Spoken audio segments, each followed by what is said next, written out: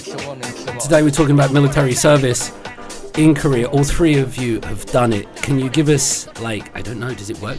Your rank or when you did it or how it... When did you do yours, Inu?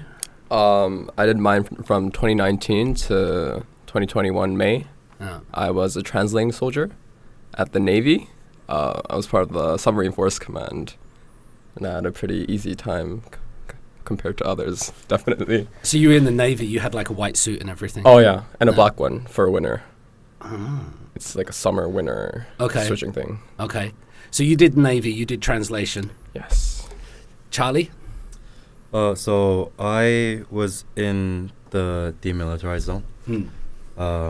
And once you get there, you get selected into various different roles. But I was lucky enough to be a sniper. And for each company, you have 7 snipers. Yeah. But it's also very intense because you have to meet a certain physical requirement. And when I got there, I was overweight. My Korean was terrible. But they gave me a 2-3 month period to get all that stuff together. And eventually, I slowly made my way to going on missions. And I genuinely enjoyed it. I had a great time. You're looking ripped, man, before we start, because like last time I saw you was a year and a half ago. Now I see you, so yeah, you got in shape, and you said you were lucky to be a sniper. What's lucky about being a sniper? Simply because it's really cool. Right? Yeah, definitely. I like shooting guns a lot, and I was really lucky because going into the army, before I had any idea of what most men do in the military here, I was under the impression that you shoot your guns, quite often, simply because you're a soldier. The reality of it is that you shoot, like 20, maybe 40 bullets in boot camp, and then twice when you rank up from a private to a corporal, and then corporal to a sergeant, if at all. Because I have some friends who went to the army who didn't shoot at all.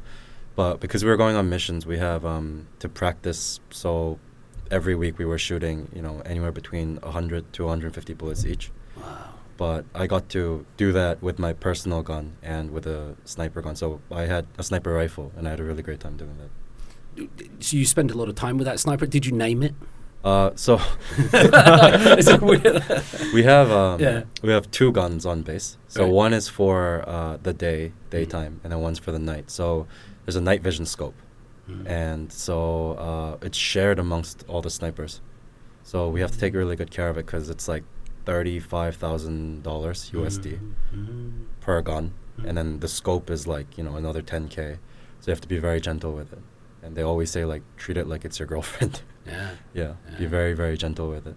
Does it look like a Call of Duty sniper rifle or whatever games people play? Like, does it look the part, or does it look different from what people might? Because not everybody handles sniper rifles every day.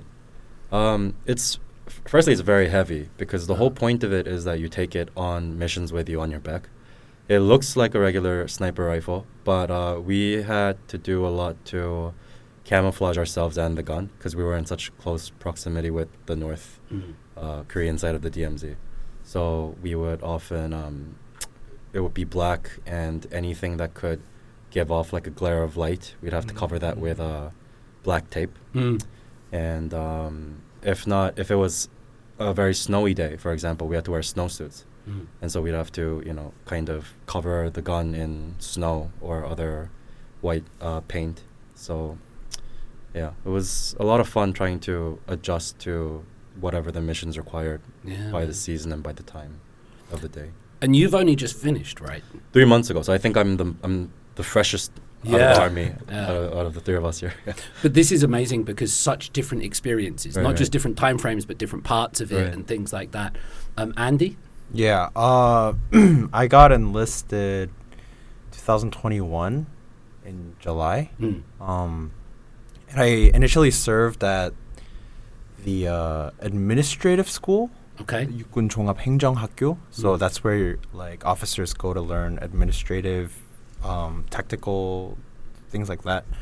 And then I actually moved bases in March last year, 2022, to NCOA, Non-Commissioned Officer Academy, and I finished my my time there.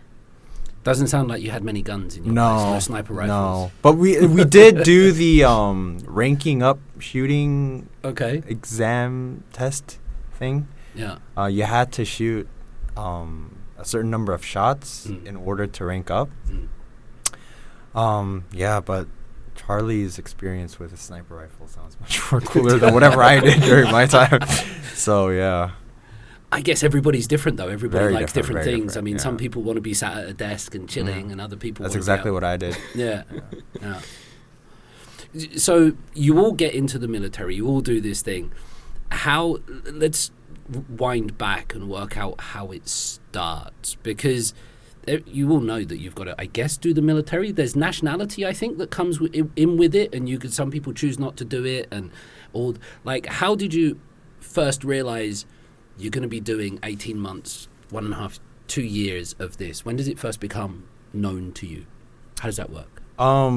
I've always wanted to go to the military because shooting guns always sounded so cool to me ever since I was like a little kid. Yeah. So even when I was in the States, I would be like, oh, I have to go back to Korea to do my service. I need to shoot that gun.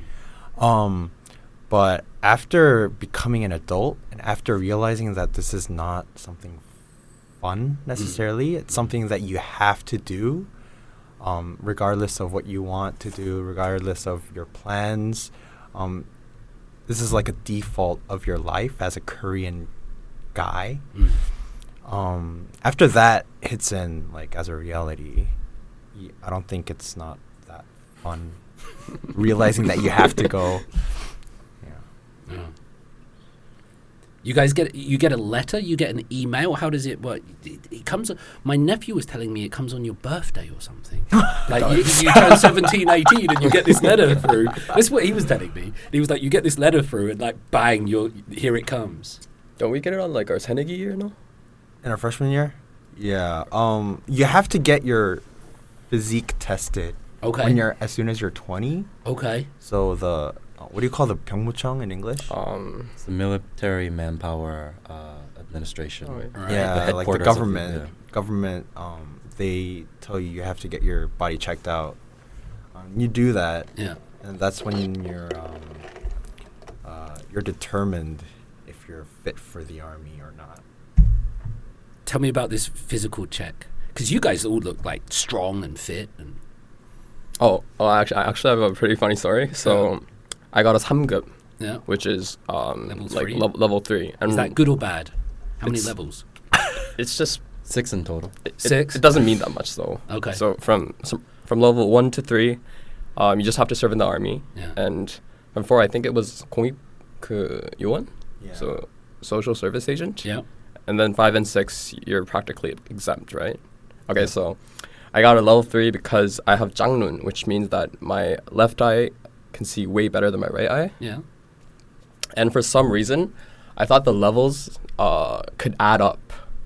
And then I got a 3급 for my 장눈. And then technically, tattoos count as what's 자해 in English? It's like self-harm. Yeah.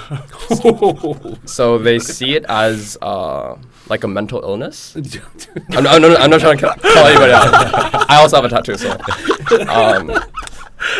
so for some reason I was like, oh, since I already have a level 3, if I get a level 1 tattoo, they could add up, and now I can serve as a social service agent. Yeah. And I was, go to the army. Like for a full month, I was going around tattoo parlors and going like, oh, like, how big of a tattoo would I need for the army to see me as, like, ill? But then, it turned out that it didn't work that way, and you had to get like a level 4 for one specific area. So yeah. That's crazy that it's not just physical, but it's like your body, what you've done to your body with tattoos and things. I guess they would do piercings as well, or do they do hairstyles, or do they? I don't think tattoos don't matter. So even if you're covered like top to bottom, you still have to serve. Yeah. It's like I think I don't know if this is true. I think it's like an urban legend, but it's like if 70% of your body is covered in tattoos, then you're exempt. And if you have like a face tattoo and neck tattoos, but I've served with the guys who have neck tattoos, and I don't think there's any like rule regarding tattoos. But once you're on base, you're actually not supposed to be getting tattoos. But I got special permission from my captain, and so I got a couple. Yeah. And he said as long as it's not like related to like North Korea and like communist ideals. And I was like, oh, okay, great, because that's exactly what I was gonna get. I was getting like Kim Jong-un's face tatted on my back or something. But it's not that big a deal. And when you're in boot camp, you see like 100 guys. Yeah. I'd say 2, 3 out of 10 guys have tattoos. Not such a big deal in this day and age, at least. Maybe it was back in the day, but right now, not so much. I think this might be an urban legend as well, but I think it used to be because the gangpes, the gangsters, would all have the back tattoos, and it was like if you had the full back tattoo, you kind of know those guys might be involved in organized crime or something like that. So it might have been related to that. But these days, what I notice with young people, this makes me sound like a old guy or something, but a lot of tattoos, it used to be you always kept them like above the wrists and below the neck, but now I see them changing, man. Young people get them on the necks, behind the ears, on the fingers, and it's all changing. What was your stuff, Charlie, when you go to do the physical test? Because you said you were overweight a minute ago. Right. What was your experience with doing that physical 20-year-old test? Right, so I was in a very unique situation because I was actually exempt from the army. Okay. So Inu spoke about it. He said if you're a level 4, then you don't have to serve in in the army, but you're a social servant, and that was the case for me. So I took my test back in 2015, and I got a level 4 for various things. Like I had really high blood pressure, and I had some skin trouble, and I was like, okay, this is great. So I don't have to go to the army. And it was also, I never really thought about the military because having spent the majority of my life abroad, I was under the impression that I could just give up my Korean citizenship. But when I heard this news, I was like, well, there's really no need for that. I'll just do the 2 years. It's not such a big deal. And then 5 years passed by because I was working and going to university, and I was just going to put it off until I was done with university at least. And then I got a call from the Pyeongmucheong, from the government, and they said, you have to get tested again every 5 years because if, let's say, for example, like you're like 150 kilos, you can't go to the army, so you'd be exempt. But in 5 years, you could, have lost all that weight. And people could be abusing the system by like, getting really fat and then avoiding the military and then losing weight. And so I got that call and I went back to get tested, and this time I was a level 3. And so suddenly I was 5 years older than most of the people going to the military. And now I had to go to the military. And I was kind of in a tough situation, and I was like in the middle of my semester, in my sophomore year, and I was working a full-time job, and it lasted throughout the night, and I was really exhausted with that kind of life because when you have midterms and essays to write, and then you're working all night, there's just like no time for you to breathe. And weirdly enough, I felt like the military was the only place I could actually get some rest or some time to myself at least. And also saw it as an opportunity to lose a lot of weight because I was obese. I was obese, like by the very definition of that word. When I took my BMI, I was obese. I was over 100 kilos. And my Korean was terrible. It's a lot better now. And so all those things combined, I was like, I think it'll be a good experience. And then I got to Donsan, which is where my boot camp was at least. And then I instantly regretted it. But so the first time I went, I was ecstatic because I was like, okay, great, I don't have to serve. And the second time I went, like, everything came crashing down. I was having a panic attack. Do you reckon, I can't wait to talk about boot camp, do you reckon that people do, is there an element of people try to get level 4s on purpose, or does that play in, like, come on, get level 4? Yeah. A lot of people I don't know, yeah. You hear stories about people trying to fake it. Like, if there's some people who are already, like really close to being obese, then they'll just like take a summer and binge eat, not move. Or if you're really thin, then they'll just starve. And now the the cutoff for that has become a lot more strict now because a lot of people were abusing that. So I think it's like you have to be like skin and bones or like so fat you can't even walk. Yeah, walk. Because fat people can use drones or something like that. World's changing. I mean, there's a job for fat people as well. Like, so what is it actually like when you go there? Is it just like doing a health check at a hospital, or is it a bit more like did they strip you down to your undies, or is it like? Well, it's just like a health check. Just like a health yeah, check. So they check your height, your weight. They take your blood. Yeah, blood test. They see if you have good eyes. They do. Unlike Yeah. I didn't have good eyes either, so I had a level 2. Okay. So if you're like a level 1 Yeah. or a 4, Yeah. then you're like, okay, so if you're a 1, you're healthy Yeah. and you're good to go. If you're a 4, you're like the chosen one as like the social service agent.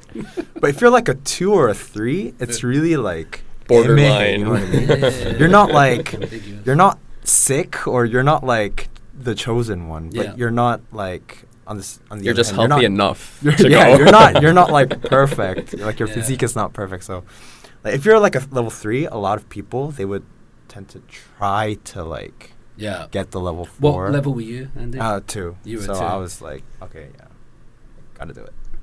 It was about 2 weeks ago. I was at a clinic, and they have the eye test thing there. I can still read the bottom one, man. Like my eyes are bloodshot and red and everything like this, but they still work perfect. My ears are going because of the music. My eyes still work perfect. The very bottom line. Yeah. Wow, That's like 2.5? Yeah, I don't know what it is, but I can read it. Mongolian. crazy. Mongolian eyes.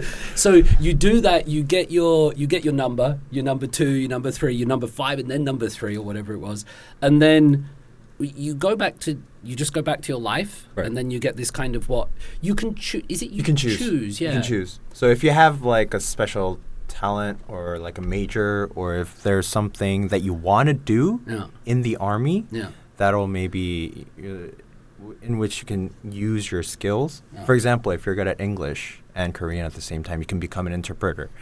Mm. In that case, you could take tests to get enlisted into the army. If not, if you're just waiting, then the Pyeongmucheong, the government, they just send you a letter. This is the date that you have to go to Nonsan or Shingyode, which is like other parts of Korea in which you have to go to boot camp. And so like or if you're good at musical instruments, you can become something called a 군악병, like person that plays instruments. Yeah. So there are a lot of various jobs that you can apply for as a soldier. A lot of students, a lot of men, they seem to do it like halfway during uni, because you get the choice, don't you? You can do it from 18 to 30 or something like that, right? So all my international students, they always ask me, why do they do it halfway through university, Professor? Because in their mind, they would do it before they went to university, and like there's that gap year, get it out the way, or they would do it after they've finished university, which is a bit weird, but they didn't understand. But it seems to be the case that most people do it during university. How does that decision work, or what's going on with that? Because you can choose when to do it, in a sense, can't you? Well, first off, it's called 징집. Yeah. That's when the government sends you that letter Yeah. to. They just tell you have to go to the army on this date, Yeah. and that's like in your early 20s. Mm. And because the majority of the people just go through that, the ordering of you getting enlisted, I think everyone just has the tendency to try to go when everyone else goes, because the military is like it's a ranked society, right? And so it's not always pleasant to have someone like 2-3 years younger than you, like giving you orders. 젊은. Yeah. Like 영건데. it's called 짬지. Okay. So like 짬 is when you eat 군대 food, military food, and the more you eat 짬, the more you're The longer you've been there. yeah, the longer you've been there. But it's not always pleasant to be taking orders from a guy that's younger than you. So I think that's one of the reasons why everyone tries to go when everyone else goes in their early 20s. I was personally late. I think Charlie was I was way the late. oldest Yeah. on my base, so I think it's because there's a hierarchy with age ingrained into Korean society. So even if you want to go early, I feel as though you're putting an unnecessary burden on yourself by being younger than, your juniors. Mm-hmm. So you want to do the same training, you want to get through the same experience with people of your age, because I think what's interesting about the Korean word friend, 친구, is the fact that you can only use that word for someone who's the same age as you. Yeah. Whereas if it's, in any other country, at least in the West, there's no barrier for who can be your friend. Like, your coworker can be like 10 years older than you and they can be your friend. But in Korea, it's like they have to be the same age as you. Mm-hmm. And so I think it's just very in the system that people want to do things with people, who are the same age as them. Yeah.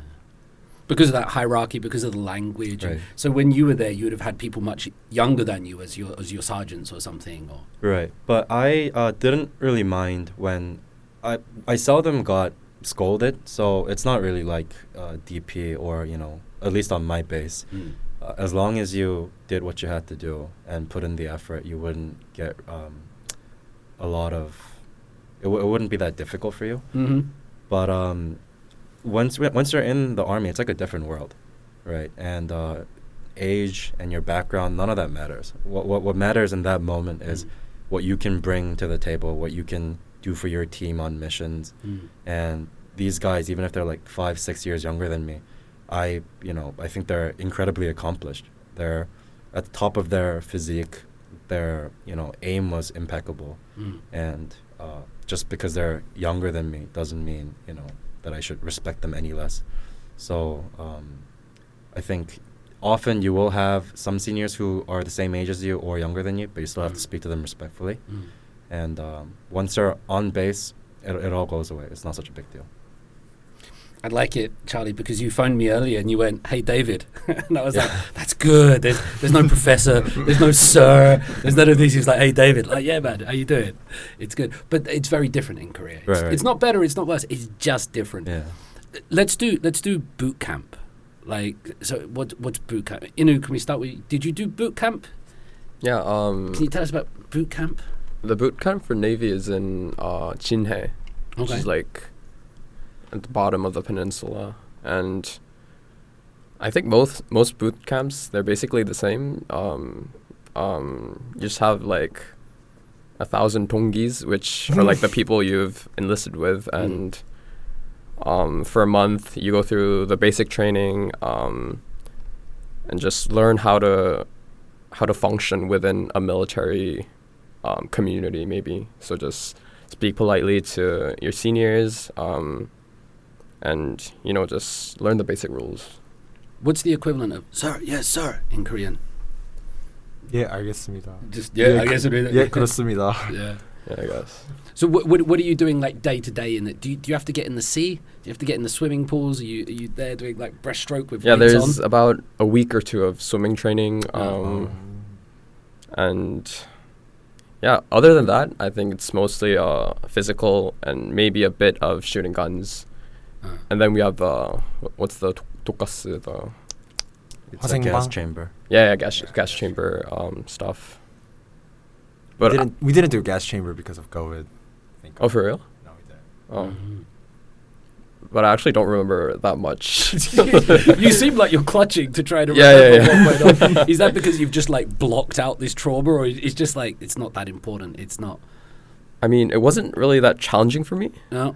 Because reality still hadn't hit me. Like, even going through all the like the training, it still kind of felt like a dream. Not a good one, but it just didn't really feel like reality. And once I got to the base where I was gonna spend the rest of my time, I think that was when I got really stressed out. Like, because all the seniors were there. Like, at least in boot camp, everybody was 동기, like friends.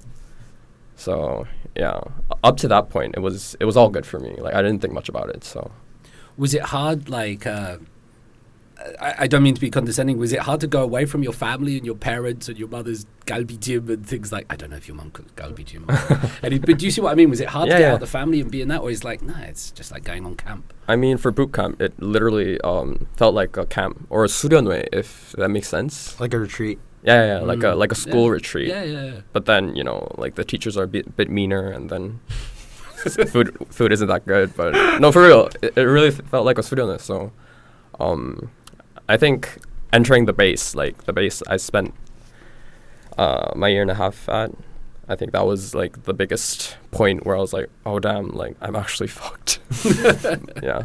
Why were you fucked? What was the I just wasn't used to spending or just living that apart from my family and friends for that long period of time. So the very idea of that, like that I'm not going to be able to meet my friends or family when I want, was very daunting, especially because it's like 20-something months. Just thinking about that long period, especially because I was like 20-something, right? So that was very crushing for me. You survived. Yeah. I had it easy, so. Yeah. But I get the idea that different personalities will adapt to these things differently. Some people, we're all built differently. Boot camp, Andy, I get the impression boot camp was pretty easy. Did you do boot camp? Yes, I did. Okay. I did it in Donsan, which is where a lot of the army guys go. So Inu was Navy, so that's where he went to Chinhae. Yeah. If you're enlisting in the army, then most of you would go to Donsan 훈련소. It's not per se difficult. You just gotta do what everyone else does, and if you can't do that, then you're having a difficult time. But what have you got to do? What is it? Are you like crawling under barbed wire? Oh yeah, it's called. Give us some of this. Yeah, okay, so I've seen the videos, but I've never been there. So you would have to wake up at 6:30 in the morning. What's the alarm? What does it sound like? Yeah, you hear that is it really that? Yeah, it is. And then you hear that in every base. So oh really? That's right. Yeah, for the rest of your mouth. It's like the Korean song for waking up. You never get used to it. And like, there's this guy that's called the 당직병 or the 당직, whatever officer, or the guy would say into the mic, 기상 현 시간부로 전 병력 아침 점호 준비. So 아침 점호 is when you all go out into the field in the morning as soon as you wake up. So you just go out, and then you report ill people if you've slept well or bad, things like that. And then like during the day you would do one of the things that you would do is called 각개전투. So you crawl under barbed wire with your gun, do all sorts of hard things in the dirt and mud, and you would go shooting as well, throwing grenades. Throwing grenades. Yeah, you would. It's a bit ridiculous, isn't it? Like his boot camp, throw a grenade. Yeah, like, but we didn't throw real grenades. We threw like practice grenades. They're blue and they're very small. Yeah. They're decoy. They just go. Poof. It's not too bad. Oh, but they go off? Yeah, they do go off. Oh, okay. Yeah. And there's this thing called 정신전력. So it's like mental tactics. So what we all thought of that was like, oh, they're trying to gaslight us into thinking the army is good. Yeah. What we're doing is majestic. I did get that kind of feeling. And there are a lot of things. Oh, and there's the 행군. Yeah. The march. The march, I guess. The march. Like the tactical walking for long hours at a time. We did that at the 훈련소, at the boot camp. So because it was summer, you do it at different times according to the seasons. But for me in the summer, because it's too hot during the day, you would start at night, and then you would be arriving back to your base in the morning. and you would do like 20, 30 kilometers with your duffel bag. Yeah, with the huge bags that weigh like 20 kilos. Mm-hmm. It's a great experience that you might want to have once in your life, I guess. Mm-hmm. Like the feet, they just go crazy. Like blisters, they become white. They smell really bad. Mm-hmm. And your legs, they just tear up. You can't sleep, even if you're tired because it hurts so much. Mm. But like the people, as you're walking, they say, like, this burden is nothing compared to what your parents have, had on their backs, like raising you up, and like getting that getting that into you, right? Yeah. But you actually learn. I think. Well, I did. I learned that. Yeah, you're weak, you're soft, but these kind of experiences, they actually teach you discipline in some ways. But like, if you could choose not to do it, I mean, who would do it? But you do learn something. You do get something from those experiences. You always learn through struggle. That's how you learn, right? That's Definitely. how anything that's worthwhile, whether it's like language or fitness or you get it through the struggle. Do a lot of people, or do some people not make it? Like marching through the night with 20, 30 kilos on your back and or doing this training, it doesn't sound easy. Do A whole lot of people, they can't do it because they have like back problems, leg problems, and I suspect a long time ago, back in the day, you would have to do it mandatorily. Like, and if you just can't walk, then they would like take you out. But nowadays, they investigate who can do it and who can't do it. And so if you just say you can't do it, then you don't do it. If you can choose not to wear that huge bag. Wow. Yeah, so like a lot of people that did military service back in the day, they would think of the current military to be very soft compared to back in the day. But yeah, you can choose not to do it if you don't want to. That doesn't seem very military. It doesn't. Yeah. But I guess times are changing. It's like, do human rights exist in the military? Should they exist? It's weird. Like, yeah. But it's changing. I'm sure it must be changing. Charlie, any thoughts on boot camp? I was also stationed at Donsan, so we probably have very similar experiences. I went in the winter, actually, so it was terrible. And I remember the march. We did it through the night as well. And it's like the first, 500 meters feels like, I feel like I can do this. Yeah. And then at some point, and I just don't think they should do this. Because they tell you we're halfway there. And they shouldn't say that, because in my mind, I thought we were almost back home.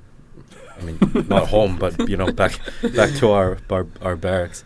And then you're like, oh, should I give up now? Should I make up a lie? Yeah. But then it's also kind of like, I don't believe in, toxic masculinity, but it's just, if you put 100 guys together, it's always going to be, I'm not going to be the first one to, I'm not going to be the first one to pick that. And then through some miracle, you make it back. And the next day, maybe even for the next 2 days, there's no walking properly. Some guys are crawling to the bathroom. You have blisters on your feet. But I thought, people say you just got to do it one time at Donsan, right? That was a lie, because I had to do it every month of my days. So it was mandatory for us through a mountain. But in my mind, it's kind of like, if I can do that, I can do this. And I think that kind of mentality can get you through the military, no matter how easy or difficult your life is.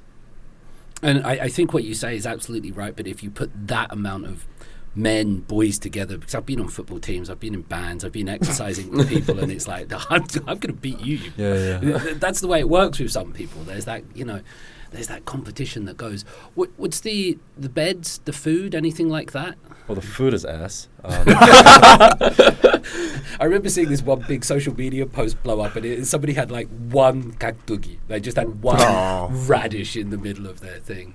I mean, so the food at Donsan is abysmal. Okay. It's just terrible. But you do so much, you will eat anything, right? So, and I think the worst meal I've had during my 1.5 years in the military is your first meal, because they give you the Korean Army's version of MRE, and MRE.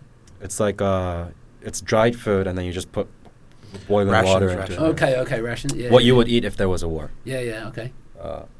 And it tastes like you're chewing on pebbles, and they give you like this tiny cup, like the smallest possible cup noodles that is available on the market, and you're left starving. But everyone's like super tense, and they're not gonna ask for more food, right? So everyone's kind of starving, everyone's kind of depressed, because at that point you have like over 500 days of service left, and so it's probably the most depressing meal you'll have in your entire life. But every base, the quality of food is a bit different. Yeah. Where I ultimately ended up, the food was significantly better. Not as good as food you can get out here, but was good enough for me, I would say. Yeah. Nice. So I guess you get through the boot camps then, and you get then into your different bases, different camps. You get assigned to different things. What's that like? Because using, what was the word? Dongi, not dongi, is it? Your friends in the boot camp. Oh yeah, dongi. Dongi. Okay. What's comrade?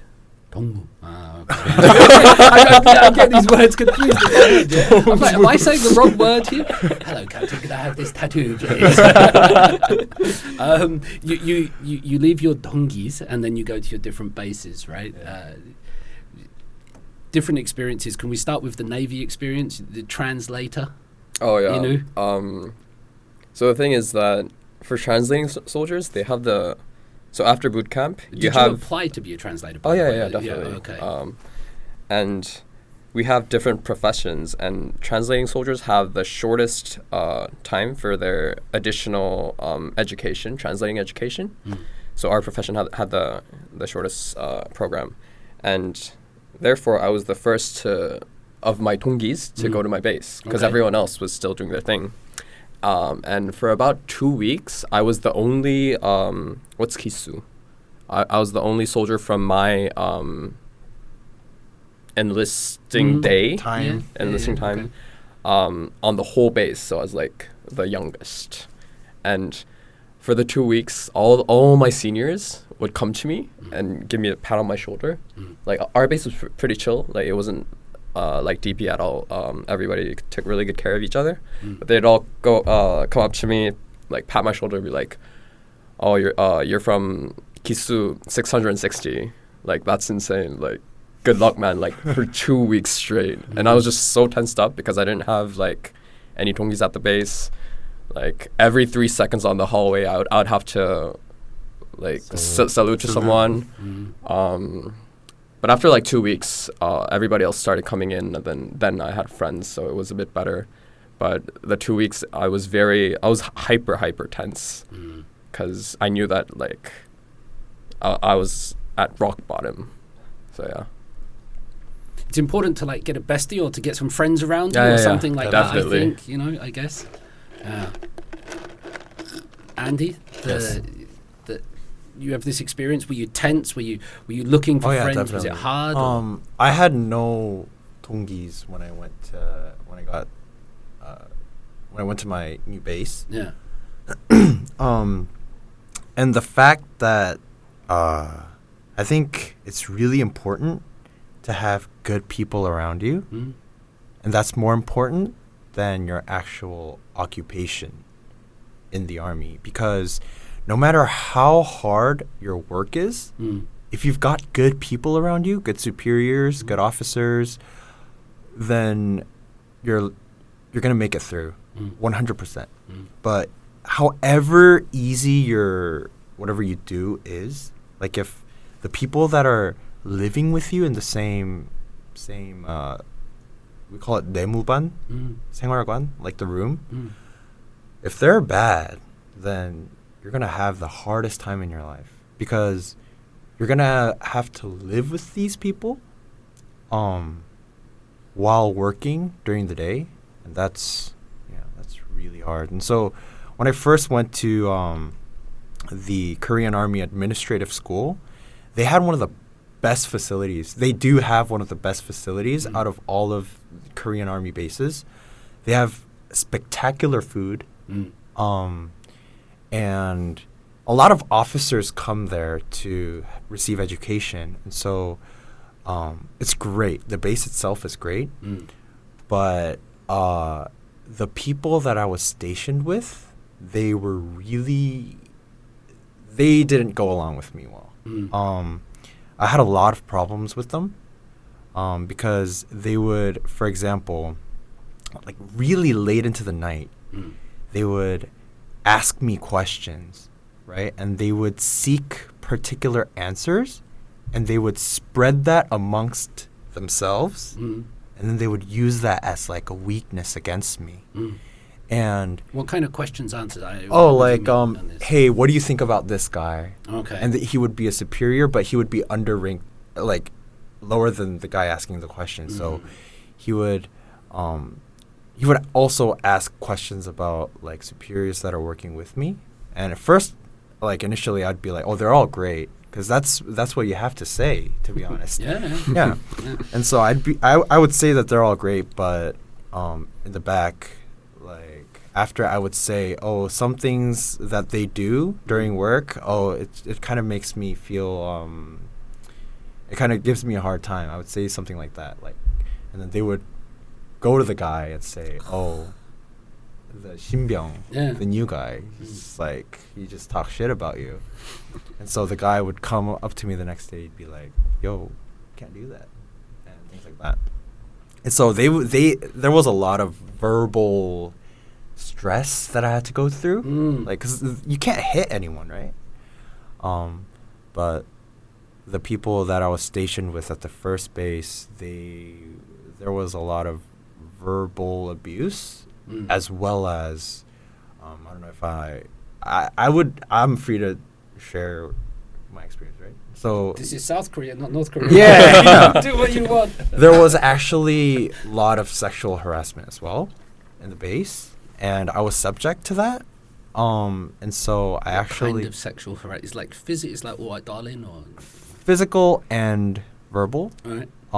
And I just couldn't stand it one day. And so there's this thing called 1303, and that's the number that you call to seek help. So it's called help call. First, I talked to my one of the officers. I said, "Oh, these guys are giving me a hard time. They're contacting. There's physical contact, and I'm not happy about it." And he said, "Oh, this is gonna stop, right?" And the first thing that they have to do is separate whoever reported the guy and the victim. You have to separate the two. It's protocol, but there was nothing like that. I had to live with the guy for another 2-3 days, and those kind of things they endured. And I can't take this anymore. So I called the 1303. They were super, super helpful with it. They were like, "Oh, you must be having a very hard time. We'll do whatever it takes to, help you." And right the next day, we were separated. Wow. I was exempt from work, and military prosecutors, the 수사관s from 군사 경찰, military police, they came and they investigated, and I was on leave for quite a while. And that's why I moved to the second base, the NCOA, Non-Commissioned Officer Academy, and there I had a great time with the best people that I could ever meet at the military. And yeah, so being dispatched to a base, it's really, really important because that actually determines the rest of your 500 days in the military. So meeting new people, meeting good people, I think it's one of the most important things in the military. I think it's really cool that there would be this number for you to phone and that they act quickly, because I can't imagine they had that 30, 40 years ago or something. I No, can't they imagine didn't. those things, those systems would have been so efficient. I think Korea as a country as a whole is changing, and the fact that they would move on those kind of situations very quickly and give you that phone call and work on that, that's pretty cool, I think. It's crazy. So like when people talk about like at the previous base, the first base that was dispatched to, the people would say like when the topic of this help call thing came up, they would be like, oh, only you call them pickup. So if you aren't doing well in the military, you'd be called a pickup. And only the pickups use 1303. And they have like that image planted into you so that they don't, they don't go through any trouble if they, do something to you, right? But that needs to change. If you need help and if you need it bad, then I think there should be an opportunity for you to just freely do it, freely use that service. And whoever watches this that hasn't gone to the army, there's always help. So I think people always should keep that in mind if they're planning to be going to the army. What really interests me about this story is that last semester in one of my classes, I asked one of the male students if he wanted to come up to the front and talk about his military experience to the class.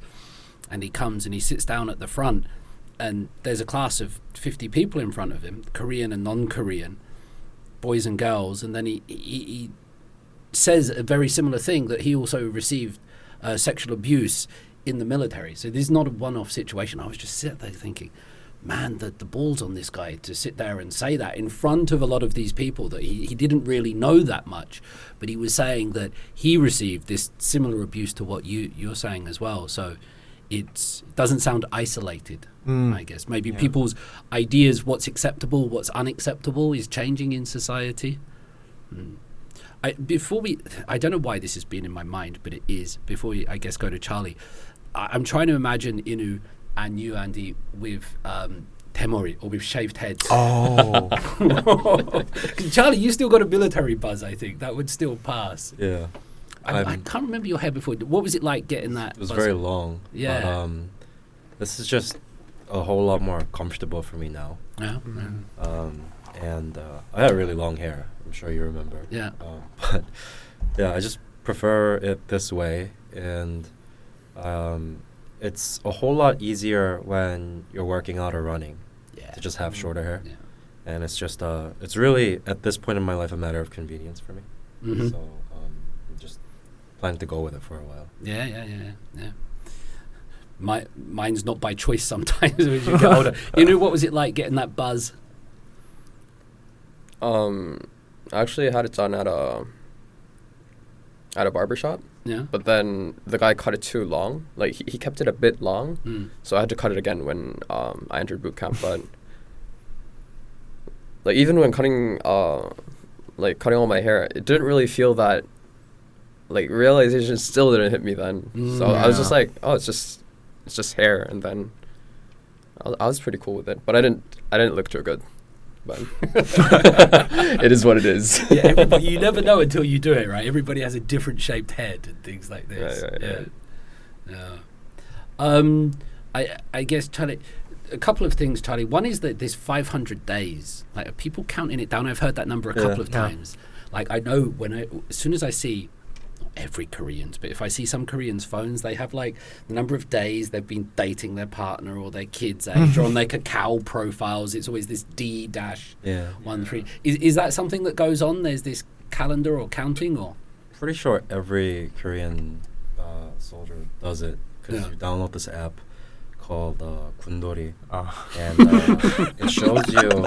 It's actually really funny because it shows you to the millisecond how much time you have left in the army. Wow! So it's like it shows you in like milliseconds, and then seconds, and then minutes, and then hours, and then days, and it also shows you like your percentage.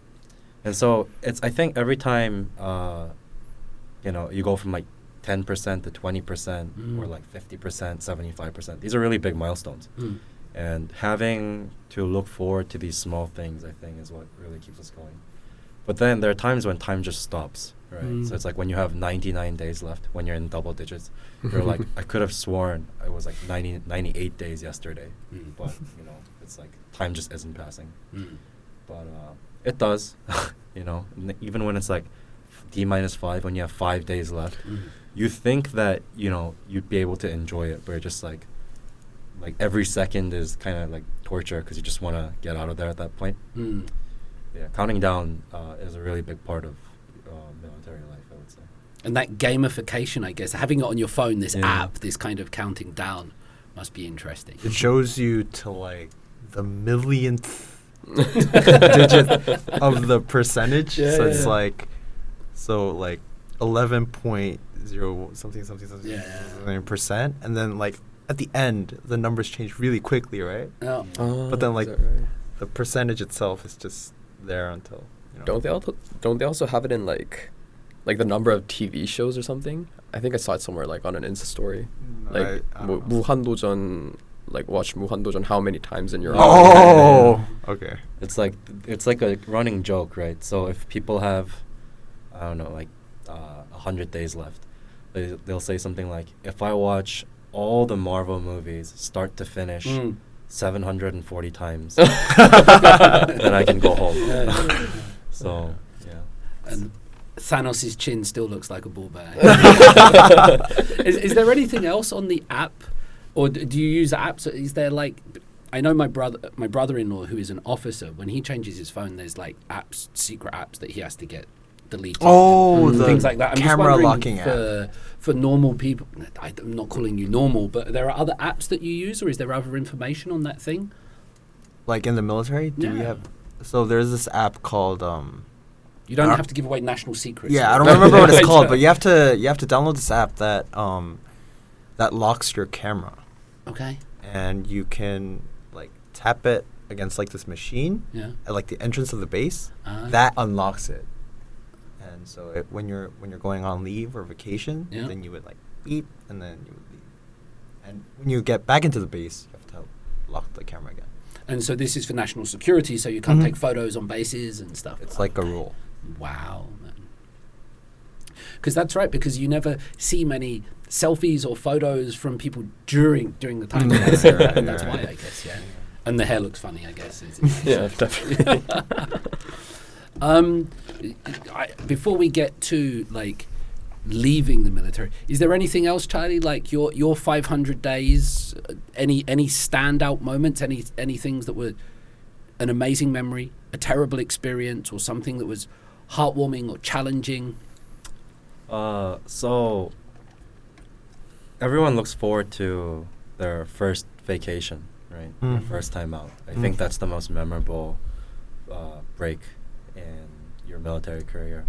And you usually call it 100일 휴가, meaning you leave on your 100th day, or you're viable to apply for a leave on your 100th day. Now that's not like a solid rule that you have to follow. Some people leave slightly earlier, some people leave later. I set my own goal because I wanted to go on one mission before I could leave, right? Didn't feel like I had earned it. Also, it didn't really look good to my seniors, like when they were all, you know, busting their balls. Like me going out for 2 weeks just didn't look good. So going on a mission is really, it's physically taxing and mentally, you know, it's very stressful because you have to plan for your mission like a day or two ahead of time. And you also do target practice for it. And then there's also the fact that you're basically walking through an active, you know, it's like there are so many mines in the DMZ. And if it rains, then all those mines are, you know, because of the erosion, the mines get placed in different areas, and, you know, you hear about accidents like that quite often. And there's also the fact that you can see the North Korean the GPs, the guard posts. So it's just a lot of pressure. But I think my first mission ever, just the fact that I was like, wow, this is the DMZ. That's the MDL, which is the military demarcation line, and that's North Korean land. That's a North Korean soldier. Like, you hear so much about North Korea, right? And it's always on the news. Actually seeing them, I felt kind of sad for the soldiers that I was looking at. Our technology, when it came to, you know, our night vision goggles or just our gear, was so much more advanced than what they had, right? And they're malnourished, they're kids, right? And having a very difficult time for their 10 years of service, right? So that was just memorable, not necessarily in a good way or a bad way. It was just kind of surreal. And can you talk about the tension up there? Because I've been up there a lot. I went up to the JSA and stepped over into North Korea recently. My brother-in-law and General Brooks, but you can feel this tension. Like, this isn't a computer game, man. This isn't a drama. That's real. These are guns and military installations, and you know that one wrong move or one accident and things are kicking off. What's that tension like up there? Right. So, but before I talk about that, I just wanted to clear up one thing. Is you have these DMZ tours in Korea, right? So you see pamphlets at the airport. That's not what the DMZ actually is, and I think it's just a very clever marketing tactic that they use, because the DMZ sounds cool. It's like, let's check out the demilitarized zone, but the DMZ is actually, it's 4 kilometers up and down. So from North Korean land to, you know, South Korean land, it's 4 kilometers, and then right bang in the middle is the MDL, and it's kind of like, firstly, it's really weird to say, but it's really beautiful because it's untouched land, and it's there's no sign of any human beings, you know, ever having lived there. There are no buildings apart from coffee shops. It's just nature. And so it's kind of like watching Jurassic Park, right? Where the dinosaurs run free. And it's like just mountains, and it's like, you know, when you watch Nat Geo and you see fields of like animals running around freely, that's kind of what it's like. And so there's that. But you can't, you know, be, you know, looking at the beauty of the DMZ when you're on a mission, right? So it's a very dangerous place. But I do want to say that it's a very... it's very crazy to go from Seoul, which is, you know, I think people say New York is the city that never sleeps, and I think that's not true. I think it's Seoul, right? Because at 4 a.m. you can go out here and it will be busy, and you can get, you know, Korean barbecue 24 hours anywhere. But you go from that to a place where there's no lights, no people, nothing. It is kind of surreal that, you know, that kind of place exists so close to the capital. So close. Yeah. And tension is definitely very real. So they often know about our missions, and of course we know about them, their surveillance over us. And so there are times when they're very aggressive with their tactics. So they shine a light on us sometimes when we're walking along our path, and so we're clearly being watched. And they also point their a lot of their weapons towards us whenever they know that it's whenever there are several missions going on, telling us that, you know, like one wrong move and we're ready to fire. So you're always on edge, and that you never really get used to it. It's like at any given point you can, you know, die now. And I think that really hit me really hard when I heard a mine go off. But it was a midnight mission, and it was at 2 a.m. And we were almost at the guard post, which, if you've watched the latest season of DP, they visit the GP, right? I want to say the shots that they got of the GP is one that actually exists. So that's... I haven't seen it. GP? Yeah, it's like a guard post. Oh, okay. Yeah. Right. So there are basically these points along the DMZ to make sure that you have surveillance over the entire strip of the 38th parallel. And it's very accurate in the show. And I heard a mine go off, and at the time we don't know if they're shooting at us or anything, right? So suddenly we were being very quiet, as we should be, and then suddenly we were in a panic and we had to run. And it's like, you seldom in your life feel like, oh shit, I might actually die right now. And there were a few instances like that. So tension's very real on both sides. And So I just want to say I'm not very patriotic towards the country, I want to say, but I want to say that we should really not take for granted the people who, do this for a living and allow us to live in peace here, because a lot of them I know they're not doing it for, just patriotic reasons, but they are doing it, and because they're doing it, we are able to, be sitting here like this and talk about it. Yeah. And I think that's the price that we have to pay, and so that's the one message that I wanted to get out today in this conversation. So, yeah. I absolutely agree with you. I think I shared that George Orwell quote, which I love, that people sleep peacefully in their beds because rough people stand ready to do violence on their behalf. And right. The thing is, people like you, Charlie, it's not even if you choose to do it. There will always be rough men in society or rough people that stand ready to do that violence. But for the men in South Korea, it's not a choice, it's an obligation. Right. Does it change you in a way? I know this is a bit psychological, existential, but if you're actually experiencing those moments where I could die, there is this tension, you're on a mission, there's that camaraderie with the people around you, those kind of experiences, they sound like they would be, if not life-altering, like they would give you a different perspective on life when you come out, right? Does it shift anything for you?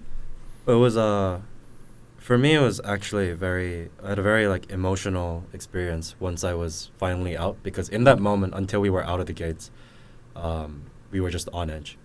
And then when I was finally back on base, I think I was just very grateful for just being alive, and just feel like I took a lot of things for granted. And it also made me realize that a lot of the training that we did was, if anything, very annoying, because we had to do the march that Andy talked about on boot camp, but we have to do that through the mountains.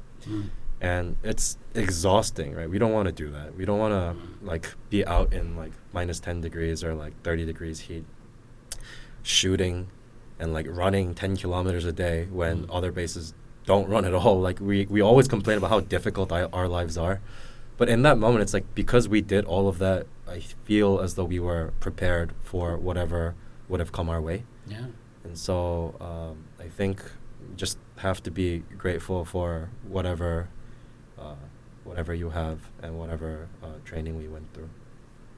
And if you can do that, taking subways at rush hours or things, all of a sudden becomes a lot easier, I think, or a lot more bearable. And I think we definitely do need to address whether people feel respected or thanked enough for doing their service. Maybe just before that, can we touch on patriotism? Because Charlie, you said you didn't have this huge patriotism. Korea always feels like a patriotic country to me, which is a good thing. Does it, I guess Andy or Inu as well, does it affect how you see South Korea? Does it affect how you see North Korea? Do they instill a lot of 애국심 or something like that into you, or do you just go in and you're and you come out and you're the same? Does it change your perception of South Korea, North Korea? I had that feeling of how North Korea really is our enemy. It was strongest during boot camp. Yeah. After I got dispatched to my base, I was just on the computer all day doing administrative work, and you wouldn't be doing physical tactical missions. Unlike Charlie, I would just be, in the 행정반, the office room, with the officers that are just doing the computer, and just having this very easy routine. Even in the base, you just get up, wash up, have food, and then you just go to that room and just do administrative work all day. I mean, it doesn't give you that sense of urgency, or oh shit, the North Koreans are gonna come any day. Yeah, Charlie's protecting you. Yeah, definitely. Rough men doing their jobs. I'm just on the computer all day. So I think that was strongest during boot camp, and after I got discharged, once the government sent a text message saying, you need to evacuate Oh, yeah. the women and the children. You need to evacuate first. I saw that after I woke up. It was I like was 6 a.m. or Yeah. something. yeah. And so I woke up at like 9:10, and then I saw the text. I was like, "What is going on? What is going on?" And then mom's like, she's like nonchalant. She's just, they say it's 오류, 오보, or something like that. And that's when I thought, like, even during my whole 549 days, I didn't have that sense of urgency towards this stalemate between our two countries, right? But then after seeing that one message, I was like, oh, I gotta go grab a gun, like, one day. So, like, yeah, it differs from various jobs, like Charlie and I, or, what we did in the army is just so different, right? That's why it's cool having you all here, by the way. Yeah, Different definitely. experiences. Yeah. But for me, I think it wasn't as strong as the other guys that would actually be serving towards the 38th parallel. And it's interesting because a lot of people have opinions about South Korea and North Korea and unification and attitudes and diplomacy towards the North. And I think all of these would change if people had served or had been there or things like this. I mean, it fundamentally changes it. Any thoughts on the patriotism? Does it change your views of North Korea, South Korea, or is it? Yeah, so I was a translating soldier, so I was in a very administrative environment like Andy, and you definitely, or at least for me, I really built this tendency to take the whole situation really lightly. And you rarely think about North Koreans. You think more about your days on leave, like how can I get more days on leave? Like what's for lunch, or very yeah. So it's definitely a bit anticlimactic after listening to Charlie's stories. But I think you know how there's this saying, 우리 주적은 북한이 아니라 간부다. Is that a thing like near the DMZ or? I mean, I think it's like every guy feels that at some point, right? In the army. Yeah. So the saying, it means that our main enemy actually isn't North Korea. It's the officers in our base, superiors. and the reason we say that is because it might not be intentional. It might be just because of different positions, but many of the times officers tend to give us a hard time either by giving us more work or like cutting off our days on leave. And it might be a bit biased from our view, but that's how we see it most of the times. And so we're more frustrated towards our own comrades, officers, than compared to North Korea, especially if we have it easier. Like it's a more leisurely base. Like even Jinhae, where I was dispatched in, it's below Busan, so it's like very far from the 38th parallel. It's not going to be the top 5 places you would bomb if a war were to break out from North Korea's perspective. So a war breaking out was the least of our worries, if it even makes sense. But yeah. So most of the whole everybody was mainly about getting more days on leave and just annoyed with the work you had to do that kept you, stuff like that. Yeah. I've heard stories from back in the past about men being told to dig a hole and then fill in the hole and this kind of thing, Shall we? I'm now thinking what would be North Korea's top 5 targets. But let's talk about leave, I think. So, right, Charlie was mentioning you get to 100 days. What kind of leave do you get? What kind of leave? Do you get like a weekend? Do you get a week? Do you get to go far away? Do you have to stay within proximity? What was your leave like? So there's 휴가 and 외박 and 외출. So 외출 is where you have a day off, so you can leave the base, but you have to be in a certain radius to come back if there was like an urgent situation. 외박 is where you have a day or 2 off, usually for the weekend, and 휴가 is where you use your vacation days to usually go back home and spend time with your family and friends. And I think you get 휴가, like there's like a default number of vacations you get, and then you could get additional days by either taking part in certain activities or just missions maybe. I'm not sure, but for us it was mainly missions. If you get certain certifications, like getting a good score on TOEFL speaking. I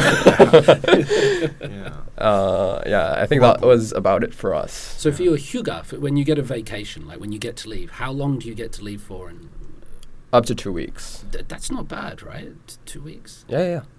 But you would need to have the days. Yeah. Okay. What did you do for your 2 weeks? Can you remember? You get a vacation. What do you do on your first vacation when you first leave? Is it just like I'm just trying to? Everybody would be different, but like, do you just go home back to your bed and just crash, or do you just go out and just smashed and go and party, or what goes on when you get crash leave? Then get smashed, like in the evening. So the thing was, it's like a 4.5 to 5 hour trip, so 10 hours back and forth between Seoul and Chine, which meant that like if I had 2 days off, I would only be able to spend one in Seoul. But, yeah. So your crash smash time is reduced. Precisely. But even like the time on the bus or the train, like it was significantly better than being in base. But then when returning to base, you always take a bus or a train, and you could see like a couple of soldiers that are also going back to base, and they all look hella depressed. It's very sad. So can you sense it? You look around, you're like, oh yeah. Well, do you have your mobile phone on you the whole time, or do you put it in, or what's mobile phone usage like? What was that like for you? In the base? Yeah, just for that whole 500-day thing. Did you always have it? Did you have to check it? Do you get to use it at nighttime? So we went to the office at around 8:30 in the morning. Yeah. And then we get off about 5 p.m., have dinner at 6, and then from 6 to about 9:30. Or maybe, was it 8:30? Or yeah, so we would have like 2 or 3 hours on the phone. And then during the weekends, we would have the whole day. And then there would be this cabinet on the first floor where you keep your phones. And some of the soldiers used to have 2 phones or 3. So they would put their decoy phones in the cabinet and then use their actual phone like throughout the night or something. But that's pretty brave. Yeah. You would, if you get caught, you would get your vacation days revoked. Ooh, so that's gonna suck. Yeah, you call it 휴가가 잘리다. Gets cut. Yeah, and that would be like one of the worst feelings, worst things that you would have to go through. Did you ever get in trouble? No, never. You seem like a good boy. Never. I was a good little boy, just following the rules, saying 충성, 고생하셨습니다, things like that to like my superiors. Yeah, I was a good boy. Yeah. Do you ever get in trouble there, Inu? With phones? Well, just in general, I'm just trying to get a sense of like, because at university it's hard to get in trouble these days. Do you know what I mean? Society's pretty free and easy. I'm just wondering, are there any like you step across lines or? Well, this one day off base, so for a 외출, like a single day, going outside, me and my 동기's decided to drink. But then if you drink really light, you can't really tell, and it wouldn't be much of a problem. But we got into this competition, like a chicken game, where we would keep on drinking until one person kind of chickens out, right? So till that point, like we would soju shots. We'd go on and on and on. And that particular day, like we drank quite a bit, like definitely too much. Everybody's face was red, and so when the whole day's over and the people from Witcher come back to base, we would all line up on the first floor. And then the officer would just go through the basic checkup, like, did you do okay? Like, were there any problems? And the 5 of us were all standing in one line, and all of us were like very, very flustered. And I think 3 of us got caught. Flustered. 3 So 3 of us got caught, including me. Yeah. And 3 of us got caught. So 3 of us got caught, including me. Yeah. So 3 of us got caught, including me. Yeah. So 3 of us got caught, including me. Yeah. So 3 of us got caught, including me. So yeah, 3 of us got caught, including me. But at that point, I was like my jam was to a point. Like so, I was pretty high ranking, and I was pretty close to the officer. So he let us go. But it was a very funny moment. There must be such a desire though to when you get out to get back to society or to drink or to do these things, to experience those kind of things. You've also talked about those areas around the bases, and I know because I've been around the bases, and you get the little places around with the PXs and the places selling all the army stuff and that. What was it like around Jinhae? Or you've spoken about these locations, right? Oh yeah. So they're called Wisu jiok, Wisu districts. Yeah. And they're basically outlined by a boundary where the soldier would be able to come back to base on time if a situation were to come up. And something years ago, we would have very bad means of transportation, especially around bases that were in rural areas. Yeah. So the boundaries would be the area itself would be pretty small, meaning that the shop owners or the business owners there would have the monopoly because soldiers didn't have anywhere else to go, so they rack up the prices. That used to be a really big thing. I think it's gotten really better like the last 3-4 years, especially after COVID. And I've actually done some research for a presentation for your class. But phone usage and COVID has led to many of these businesses dying out because after using phones, people don't have to come to Myeonhwae, like to come to visit the soldiers and see them in person. They could just FaceTime them or call them. And also COVID because soldiers weren't allowed to come out of the base, and that also had a negative impact. So, I think I've heard that most Wisu jioks are gone. But even in Jinhae, you could really tell that certain PC bangs or motels, they have really bad service and just bad computers or stuff in general. The quality of the service would be pretty bad, but then the prices would be significantly higher. You can kind of tell, but what can you do? Yeah. So, because you're stuck in that area, Right. They have that monopoly. It's where those jamboree guys were getting their ideas from, perhaps. They were probably doing that.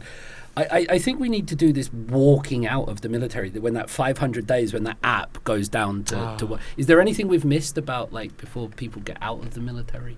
It's great. That day. Yeah. Tell us about that day for you, Andy. What was it? Well, first off,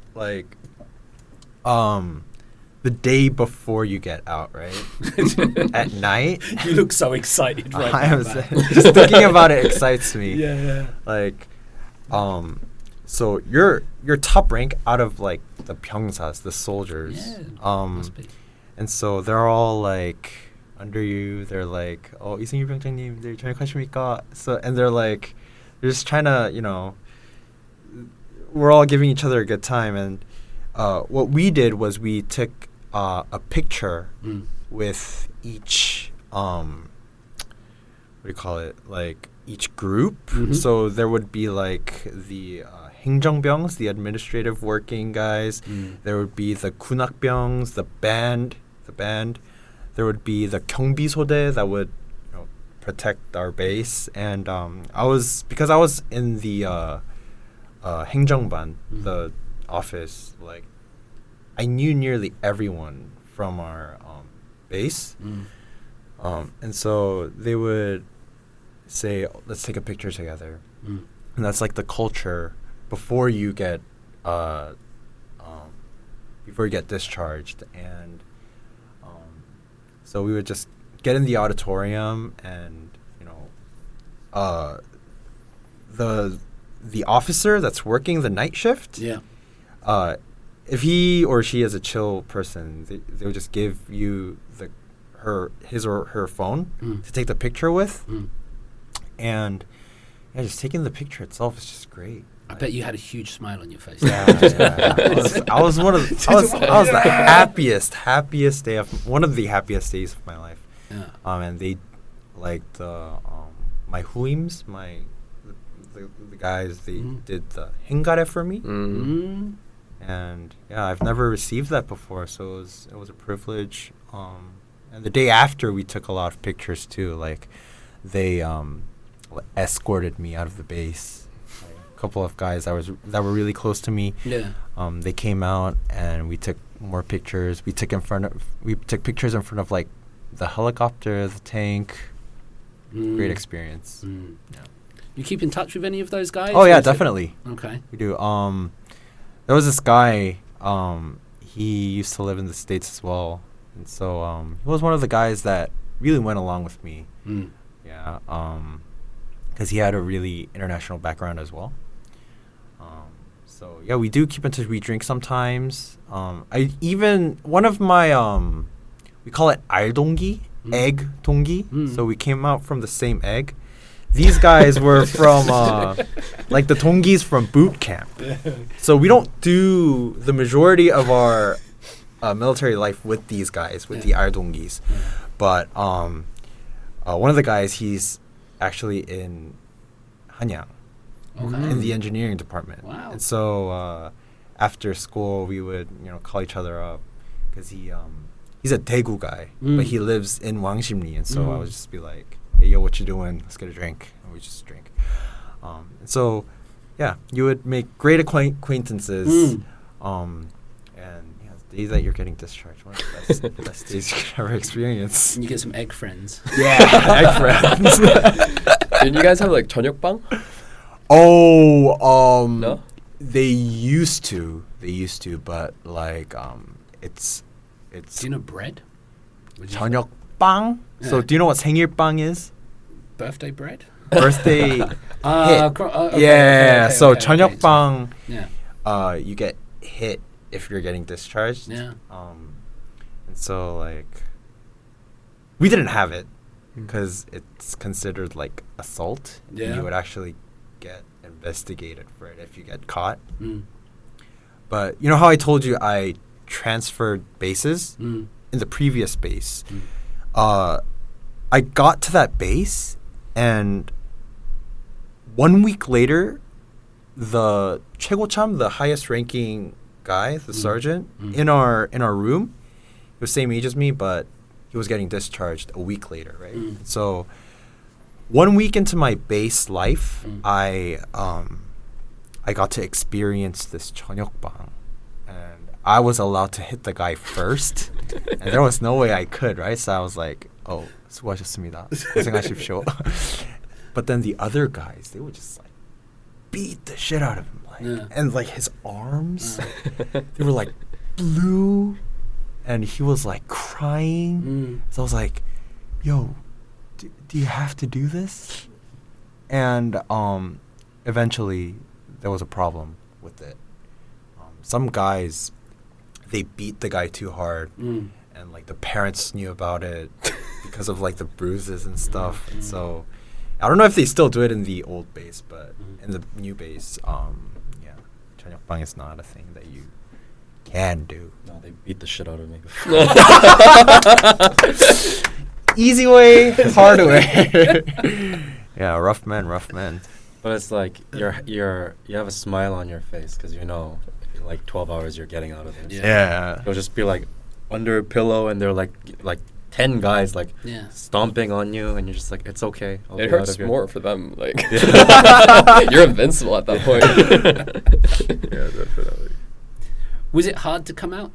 Do you miss it? Do you want to go back in? Was it hard to adjust, I guess? Because I think you would be in a very routine situation, and routines are brilliant, I think, sometimes for people. And all of a sudden you come out, was it, no, you're straight back into society, or was there an adjustment period? Or?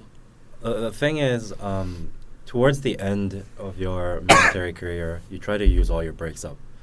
So I was going on breaks because I had saved up for like my last few months. I saw him on your Insta story. You were always out, like, Right. doing stuff. Yeah. So by that point, like, because I'm going back and forth so often, I'm already kind of used to being out. But the day of, D-Day, is still very surreal. Because, for the first time, it's just a one-way ticket back home. You don't have to come back. And it's also kind of like well, like shit, what do I do with all this useless knowledge that I have now? 'Cause you spend so much time studying for stuff, and you practice your aim so much, you shoot so much, and then now I have haven't even seen a gun.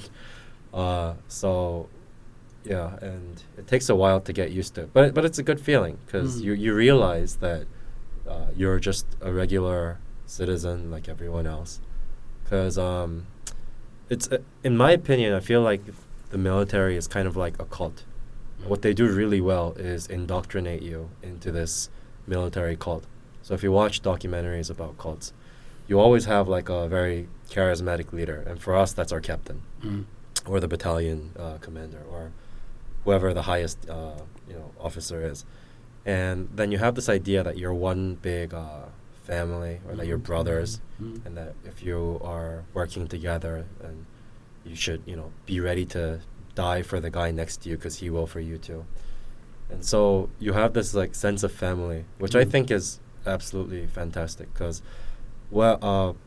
never again am I going to be in a group with like 9 other guys who all of us have such different backgrounds. I mean, for them especially, I think there were 2 guys like me. So there was me and my friend who was from New York. For them, like they had never met a Korean, who was a kyopo or had lived abroad. And we were also interested in like in each other's lives.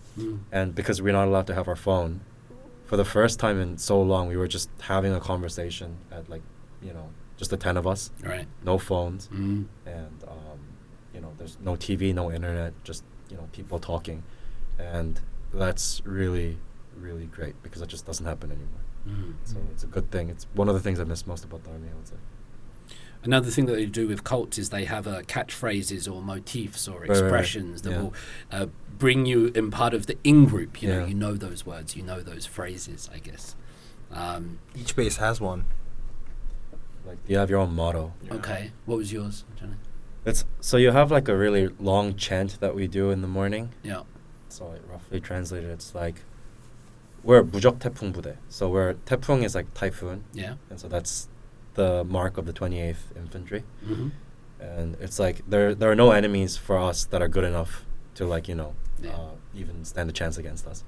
So it's like whatever we do before we do any training or before we run, we're a bit full of ourselves, I think, but we're like North Koreans could come here at any point, but they're not going back, and things like that. Very patriotic bullshit, but I think you have to have that attitude, because if you're like, well, I'm not really sure if we can do it, but with the 28th, right, we'll give it a go. But that's not what you want from the army, though, is it? You need those kind of. While we're here, let's talk about the thanks or the respect or the idea in society, because over the last couple of years, maybe a bit more, I've seen Korean men like get dragged on social media a lot. They get a lot of abuse and things like this and words. But I'm not American, but in the States or in the UK, there is a respect for those that serve and those that do their duty towards the nation. It's different because it's not military conscription there. A lot of people are choosing rather than doing it. And earlier, Charlie, you said that it's important that people recognize that men are doing this, not always willingly. And all the experiences are different. Like, it's fascinating listening to this because it's also different, and also the different characters and people that are asked to do it. Tell me about that. Tell me about the thanks, or tell me about the respect, or tell me about the appreciation or the lack of it that's going on. What is that? So Andy's lived in the States, I think, a bit, right? So when you see a soldier, I think it's just customary to say thank you for your service, right? And you're very... I think the difference is because for them, it's they do it voluntarily.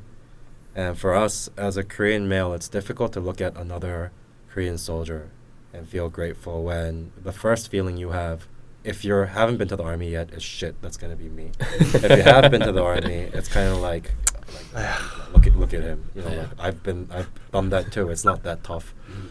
And so it becomes this it becomes very toxic, in my opinion, because just because we've done it, we're incapable of feeling grateful for other people who are making the same sacrifice that we did when we were also miserable. But we didn't receive any gratitude from society, so we don't feel the need to return that. But I just think it's a bit ridiculous, right? And I think they also have a similar attitude towards police officers, maybe not to the same extent. But I think at the end of the day, we have to recognize the fact that this is not easy, right? And there are some places, where you have to run a lot, and there are some places where you don't run at all, and some places where you're going on missions, and there's some places where people say it's quote-unquote easy. But it's whatever you're going through at that time, that's the biggest issue in the world for that person in your life, right? They can't feel other people's pain. So whatever Andy or Inu was feeling whenever they were serving, right? There were times when they were like, shit, time isn't passing. I'm never going to get out of here. We all feel that. Doesn't matter what we're going through. It's difficult for all of us. And we feel as though like, oh, like, what am I really doing here? Like, if I wasn't here, the army wouldn't crumble, right? But, you know, all of us together, we still make up one, you know, one military that can and, you know, successfully does keep North Korea from, you know, invading us. So I think we should be grateful, but it's difficult to do that when I think what Inu said this a while back, but he said our greatest enemy isn't North Korea, but it's the officers within, right? And I think the whole point of DP is that it's a whole series about the Korean military, and it's all the bad guys, all the villains aren't North Koreans. They're not Japanese. It's within the system, right? So there needs to be change within the system for us to be able to notice a change, you know, outside, and for people to start appreciating the sacrifices that men make in this country. It's amazingly mature and profound that you're able to recognize that we all only have one fragmented view of life or the universe or the military, but we can't have anybody else's view, and irrespective of what somebody's doing, we're all still going through our own stuff and our own shit. And you've spoken about the tension and or the sexual abuse or how hard it is. It doesn't matter if you're running the DMZ or if you're running a computer code. You're still away from your family, and you're doing something that you wouldn't want to do otherwise, I think. Is there anything else, Andy, or on this idea of respect or thanks or what Charlie's getting at? You go first. Actually, my first leave from the military, my first 휴가, my 신병 위로 휴가, that's what they call it. So if you're like a newbie, I got like 7 days off. And I actually surprised my parents. I didn't tell them that I was getting out. I just visited my dad's office, and he was really happy to see me. We went to like this 백반집, this Korean food, a restaurant, and I was in my uniform. It was, and we were just eating, and an older lady from the table, like all the way over there, she actually paid for our food. Oh, wow. And that wasn't the only time that's happened. Every time I came out in my uniform, when I was eating food with whoever, like the older people, they would actually pay for our food, and that's happened quite many times. And that's really nice, man. Yeah, very nice, very nice. And well, maybe this is why I do this. Maybe there actually are people that really thank us for what we do. They don't take it for granted. And so, yeah, like thanks wise to like the people that are serving in the military. If I see someone that's, I guess having food alone, I would definitely want to pay for that guy's food. But I've never actually seen a guy having food alone in his uniform yet after I got discharged. So I'm actually waiting for that chance. Yeah. I think he'll be pretty happy because I definitely was. Like if a random guy came up to that, I paid for you I paid for your meal, man. There might be some people sitting listening to this and go, let's go out. Let's go sit in restaurants and wait till Andy walks in. But I think with that, which is beautiful, it's not the amount of money. Because it could be like man won at a Gimbot Tonguk or something, or it could be it's not about this big financial gesture, is it? It's just about that recognition. It's just about that little thanks. There's so much more than money, isn't it? Yeah, like I think people that think that way are generally the older population. Like if I'm just getting on the bus in my uniform, like the 할머니es, they'd be like, 아이고 젊은데, 아이고 고생이 많아요. Like they would do that. Yeah. Very sweet. Yeah, these little things, they just brighten your day, even weeks at a time. It's just like you think of that. You're just, that's why I do this, I guess. One of the reasons why I do this. Grandmothers like you in your white uniform, Inu? Did you get respect and thanks? I think I look pretty dorky. Have you ever seen like a full on like sailor suit type thing? What, just in Probably general? not, right? Yeah. Yeah, we of have course, our right. white hats and. Okay. Yeah, I think I've seen a photo of you. It might have been in your presentation, but I think you put one. Oh, photo yeah, of you. yeah. But just to add on what Charlie said, I think there definitely is a culture of, especially men who've served themselves. They also tend to belittle the ones that are serving or the ones that are to serve, and since I think since they've all been through that experience, they're the ones who should be empathizing with them. But in Korea, it's always like, oh, like, now you're sorry, you're so fucked. Like this very discouraging kind of message.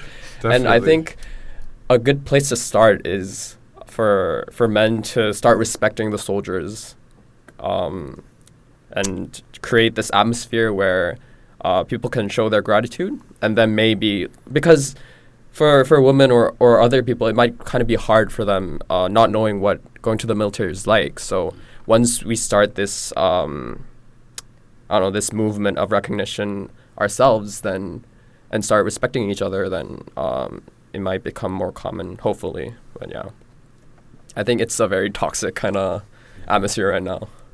So yeah. There is always that idea that I don't think it's just here, or not just with the military, but like, well, I suffered, so now you have to suffer as well. Like, exactly. I went through that, and in my day it was even harder, so you have to go through it as well. We have to pass on that intergenerational, trauma or experiences to each other, and it takes a certain character to stop that, or it takes a certain character to say to the next generation, no, you can do it this way, or you can do it that way. It's very mature to find that the change has to start within rather than without. Do you know what I mean? It's very easy to blame other people or to do this, and or society, or it's these people, but to say no, actually it needs to come from within, or that's something. That's really nice to hear. You just mentioned it, so shall we segue and see if we can get Andy cancelled by talking about women in the military? What I will say about this is spending a lot of time in Wonpong, which is actually above the 38th, but still in South Korea. It's a real kind of military place. That's where my kids are, right?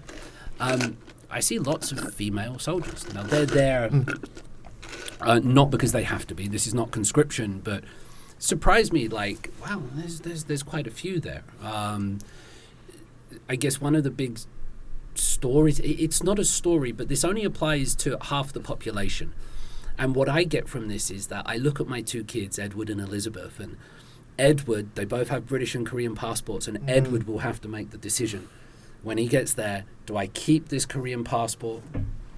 Do I do my military service, or do I give it up and become a foreigner in my own country? And Elizabeth, she doesn't have that decision. And the stupid thing is that Elizabeth would probably make a better soldier. Let's go. But it doesn't work, and it's still based on gender lines, right? And we know that some countries, Scandinavia, Sweden, they've done dual conscription. Israel has it. North Korea has it, right? They have it. How do we approach this conversation? Like, I know it's like a minefield, but Andy, Yes. women in the military. Oh, they're great. Get- They're great. They really are, cause You think there should be more of them? yeah, sure. I mean, like, I served in the non-commissioned officer academy. Mm. That's where they raise 부사관s. So like, I don't know the ranks in. Staff sergeants. Yeah, staff sergeant. Thank you. You can And do the translations and the editing. there are a lot of women Mm. that enlist. Mm. And they're really, yeah, their physique is crazy, but they're all voluntary, right? Mm.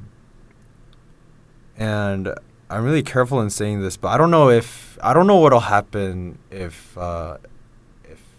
dual conscription becomes a thing in South Korea for like any positions equivalent to both men and female. Mm.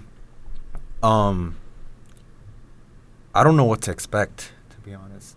And so like, but I do think that there are jobs that women can excel at compared to men. Like, this might sound sexist, but there are definitely occupations that females are much and will be much better at than me as a male. Mm. And so that's why I do think that there should be positions that women can, apply for and do, service for, I don't know, an extended period of time, just like men. But that's very different from saying they can apply and that they should do it. Because you guys didn't apply to do military. Like, Oh, this they is- should- Here comes No, the like letter. they should have to. They should have to be able. They should be mandated to apply for certain positions. Yeah. That would be recognized as service in the military, Yeah. and they should be able to volunteer with as the exact same positions as men. Mm. Yeah, no regulations or things. That's just what I think. Do you want to touch this topic, Charlie? I know it's very explosive. You don't feel Yeah. any pressure. I feel as though you can approach it in like realistically in several different ways, but Mhm. I'm gonna explore two. There's the most obvious one is like the question of whether it's fair that men have to serve and women don't, when in the law, like it's stated that men and women will be treated equally and fairly Mm-hmm. by the government.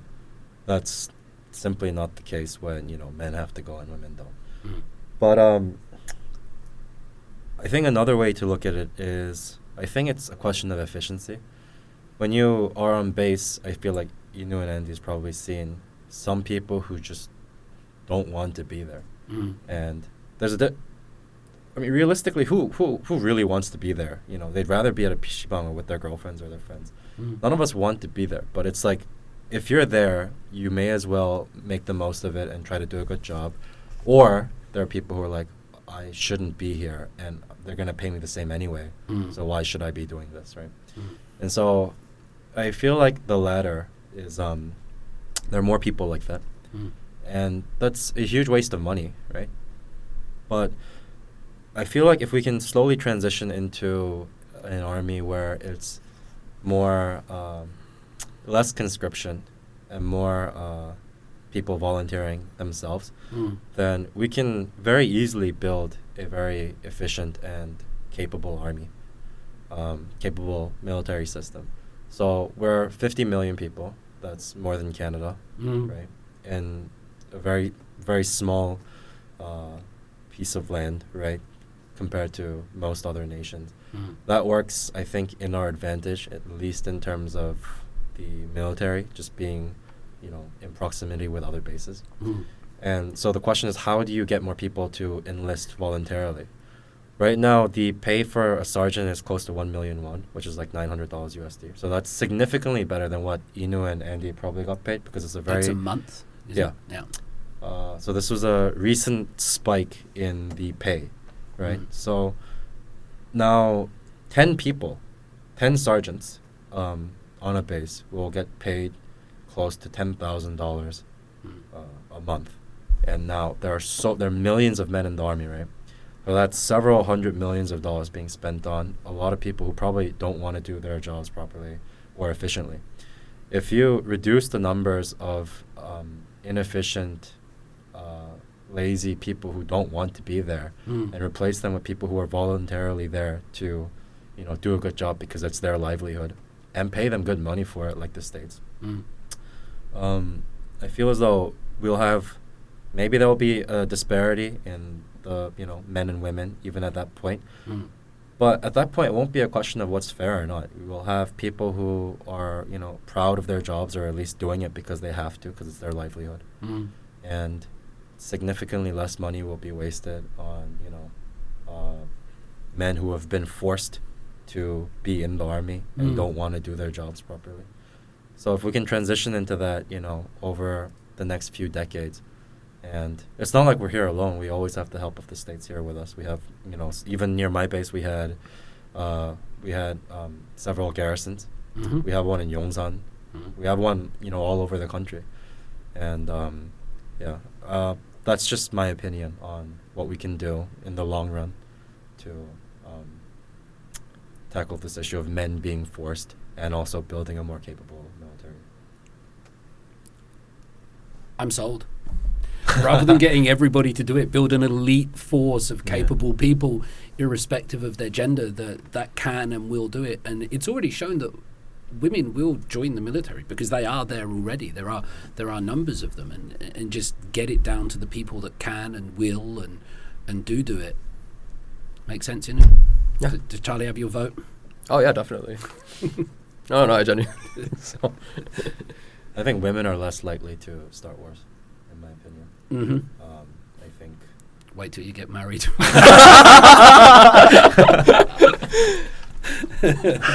No, go on. Sorry, yeah. I think we studied this in university. So I think the question is, are women less likely to start wars simply because there haven't been that many women in positions of power, or is it because they're not men, and their men can often be very impulsive and was it yesterday that we had a military drill at 2 right? Nationwide? Yeah. It was Wednesday, sorry, I think. Yeah. When that happens, I feel like our current president is taking a very aggressive approach towards dealing with North Korea. But when North Korea, when you provoke them, they're gonna fight back, right? So I feel like we need more level-headed people, and maybe we could notice some of that if we have a more balanced military in terms of gender. Yeah, it seems to be a very confrontational approach, but that's the thing. What I find in Korea, it's either you've got one side, the left, and they're like, we'll bend over backwards and we'll give you everything you want if you'll just come and take some photos with us. And then you've got the other side, the right. It's like, man, we're gonna get you. And it's just like, there's got to be a middle way here somewhere, man. There's got to be something. But I'm still stuck on the idea, which I think is really good, that it's about maybe removing conscription. Is that possible? Because I don't think any politician will ever get elected on the basis of that I'm going to make men and women serve equally. I don't think anyone's going to win on that ticket. Is it possible to remove conscription? Because I think anybody that tries to do that, there's going to be screams of communist and things like this, isn't there? It's hard. I can't see that as a reality in any near nor distant future. I don't think that's... It's... Even if the peninsula becomes unified, I don't think conscription can be... conscription is always going to be mandatory, I think.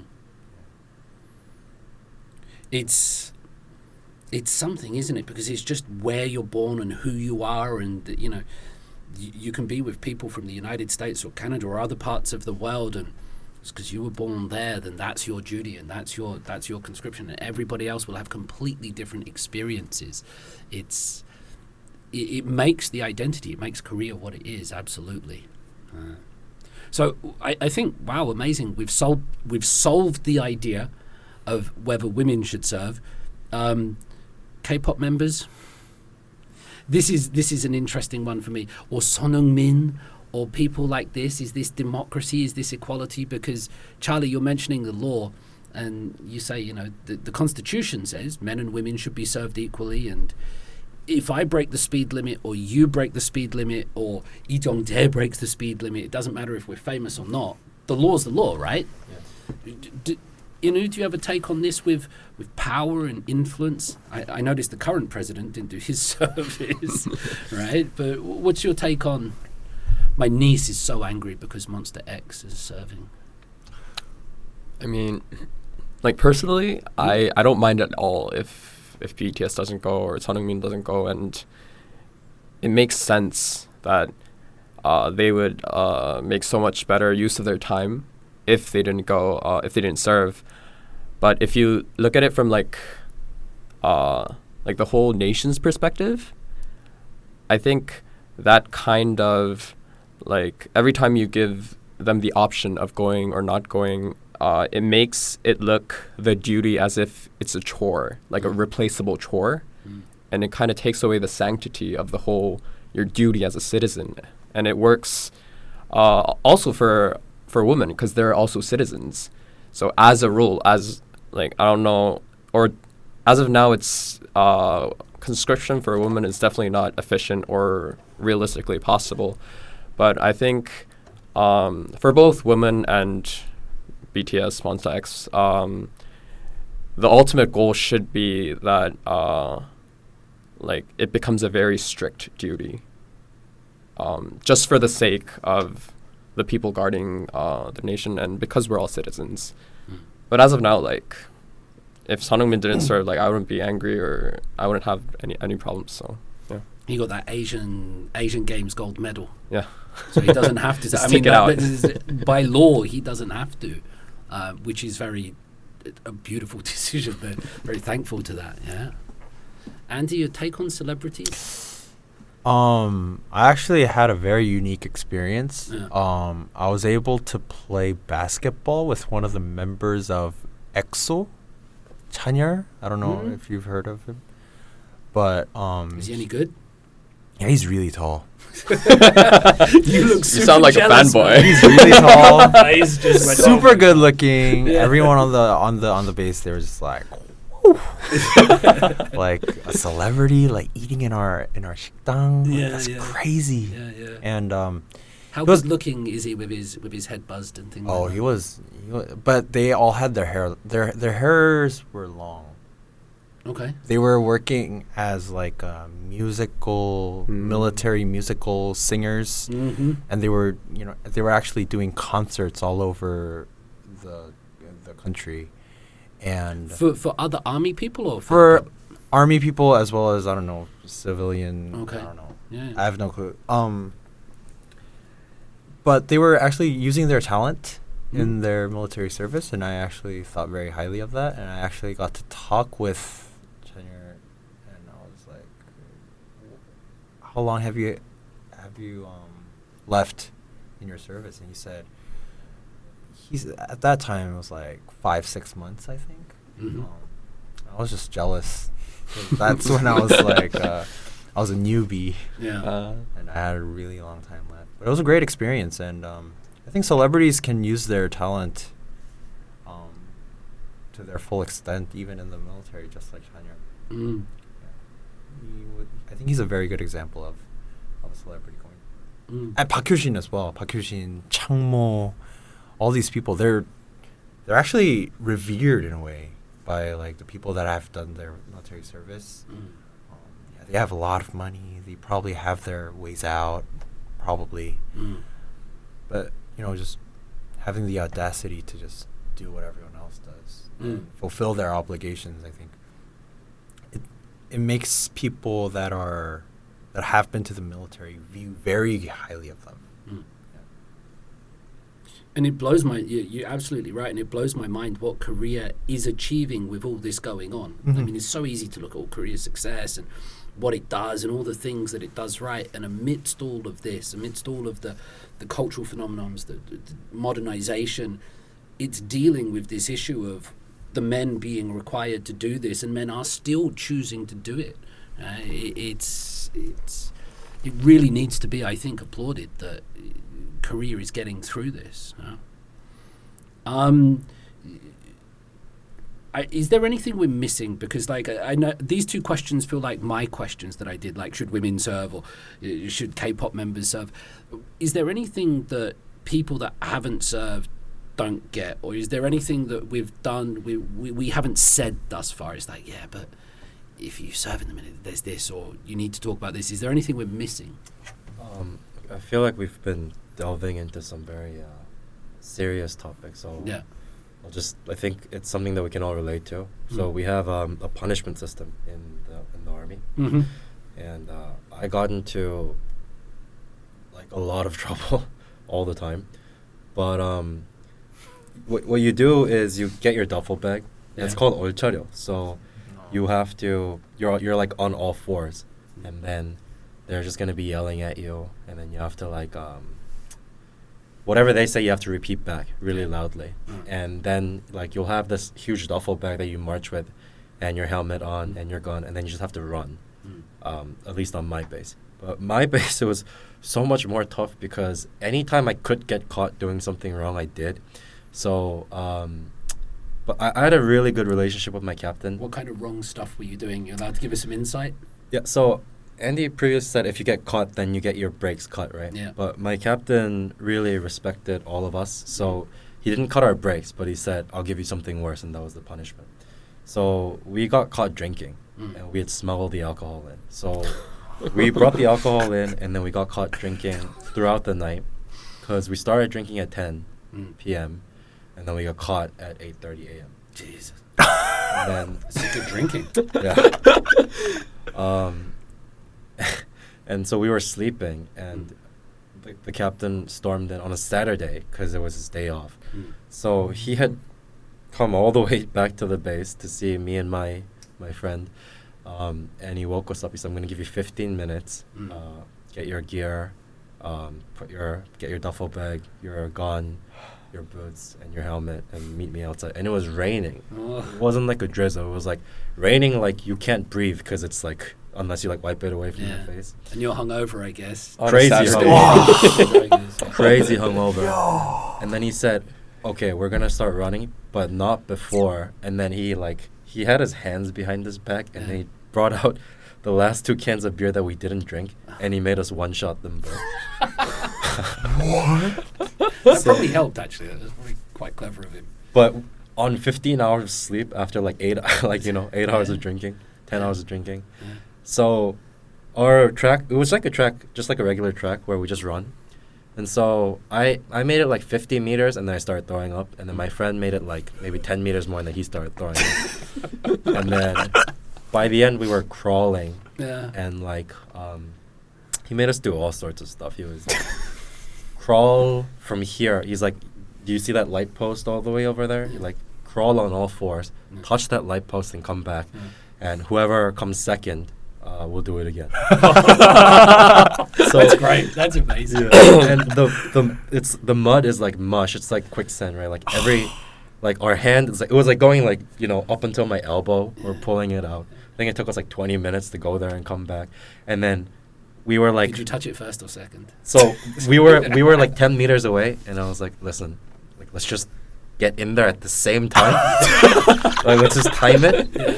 And then but the captain caught on. He was like, "Oh, you're trying to be smart. Now both of you going." Your friend must have aged. Yeah. So that was 3.5 hours, and then by the end, we went straight to the showers, and then we just looked at each other and we just started laughing because there's nothing else. And we actually met our captain last month after we both got discharged, and then we all laughed about it, and it's a really good memory now, not at the time, but so, yeah. Punishments are very common in the army, but looking back, they can be funny. funny, and is there a sense of character building? Is there a sense of like, you know, all clubs and organizations have hazing and initiation rituals and things like this. I know there can be this limit and into when they go into abuse or something like that, but is there something in it that you respect, Charlie? Is there something that makes you think, well, that was ridiculous, it's unfair, it's bullshit, but now I can laugh about it?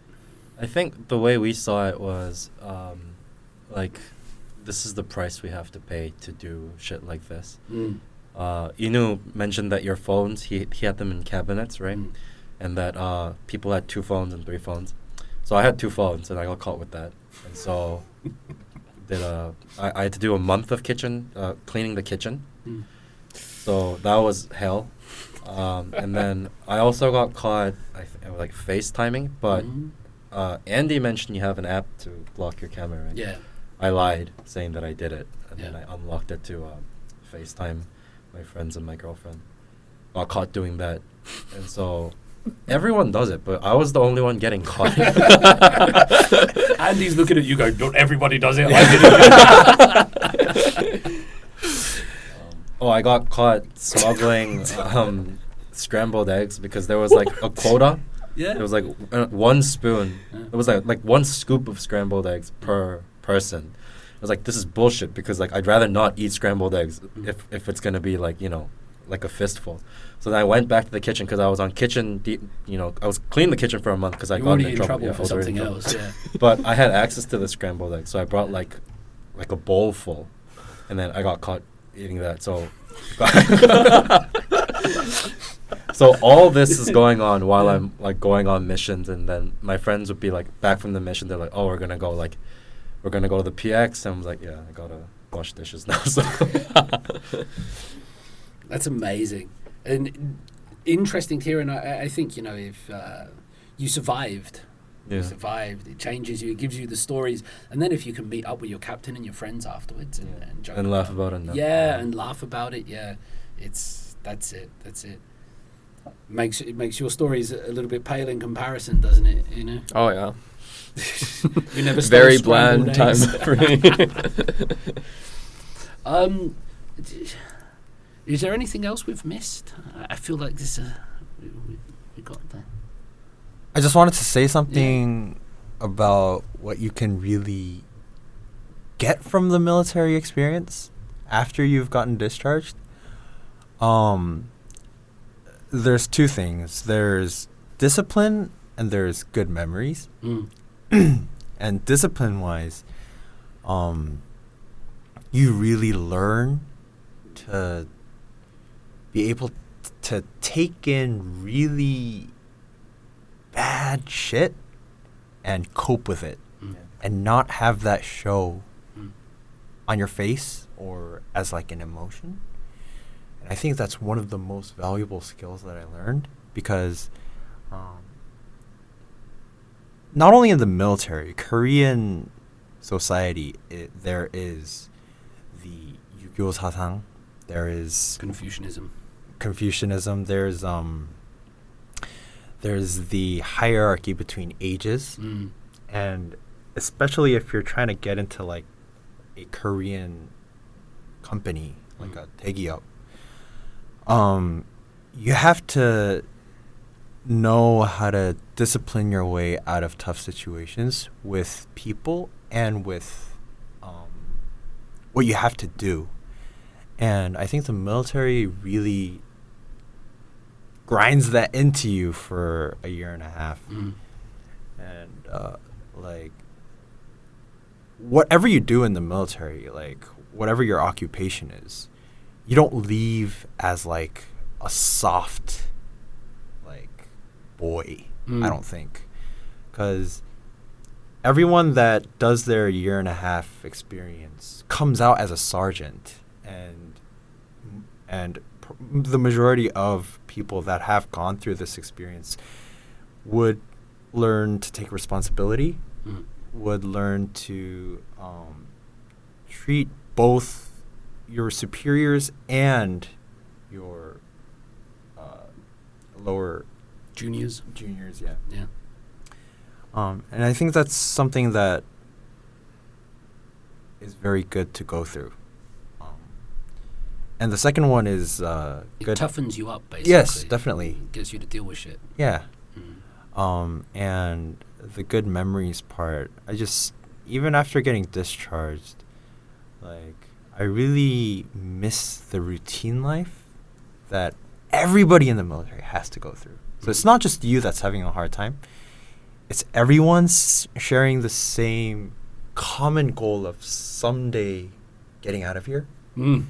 And that unifies you, this group of people, in a way that you can't experience out in society. And just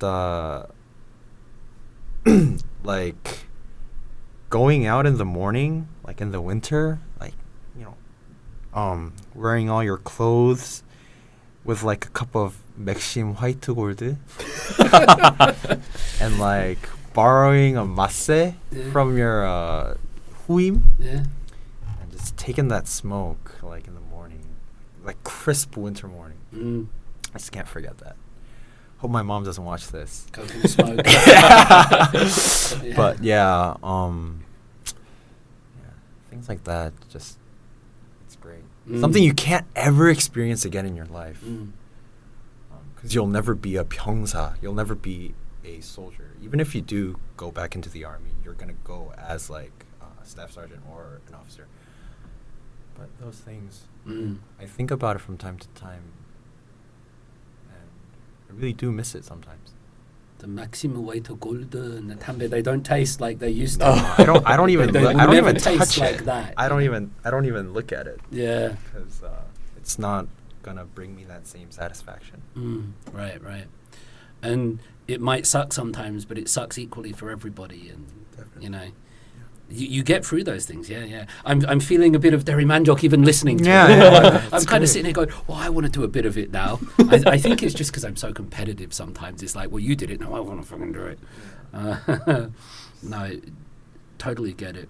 Inu, any final ideas on the military? Any conclusions? Any things that you want to say to anybody that might be listening, about to serve or has served? Like Andy said, it's a very good place to get disciplined, learn some modesty, just learn how to behave. I'm not sure if it's the only place you can get that, but it's pretty effective for quite a lot of people. So that's gonna be a plus, if at all.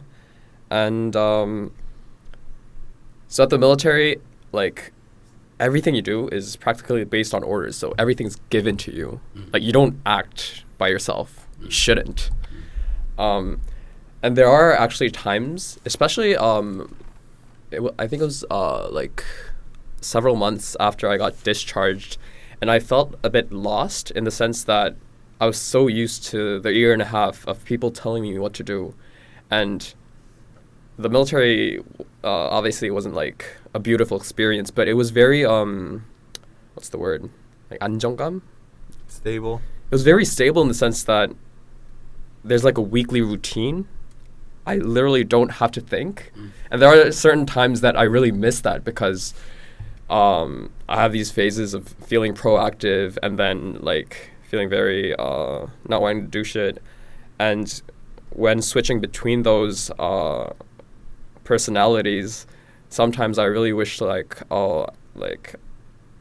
if there was somebody who just laid out an agenda for me, it would be so much more convenient. And I think that's something I miss. And the routine itself, like the routine lifestyle itself, is enriching. It was enriching for me, so that's another thing to look forward to, maybe, if you're getting this. How's your routine now? So one big thing I've got is a habit of working out, especially because my brother's been discharged last month or like a couple of weeks back. So we work out together now, and it's like a repetitive thing. So that's the thing I like. What kind of service did your brother do? He was in the army. Navy translation. Oh, go on, sorry. Oh no, he was just in the army. Mostly administrative stuff, I think. But yeah. I think the routine lifestyle, I do miss it from time to time. I think the routines, the working out, the fitness, I mean, I can see it in people. It blows my mind sometimes when I'm at Hanyang and there'll be one guy and he hasn't done his work or something, and he's 6'4" or something, and he'll come and stand over me and he'll be like, "Yes, I'm sorry, sir." I can tell you've done your military service, haven't you? You know, and you can tell the ones that have and haven't sometimes, because it's the way they carry themselves, or even sometimes the way they're built and things like this. It's not just, it's physical and psychological, right? Which I think is what you're getting at. Charlie, closing thoughts on the military, mate? Well, I think what's fantastic is, like, we have Inu, who was in the Navy. We had Andy and I, the only thing we share is Nonsan boot camp.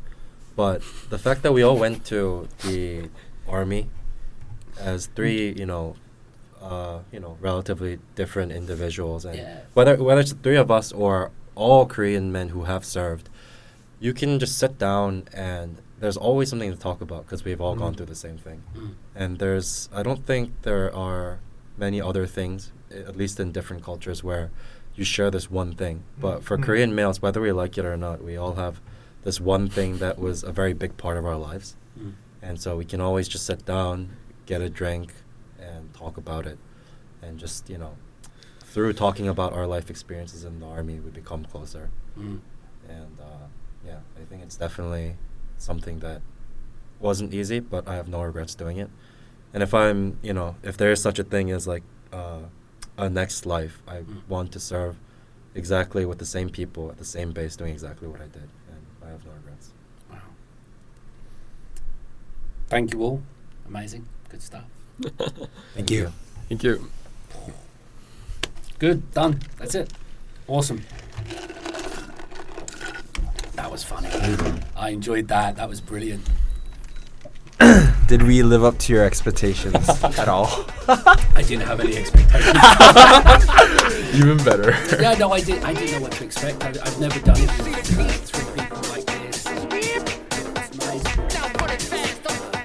Ukraine and so on and so on. Being more democratic and so on.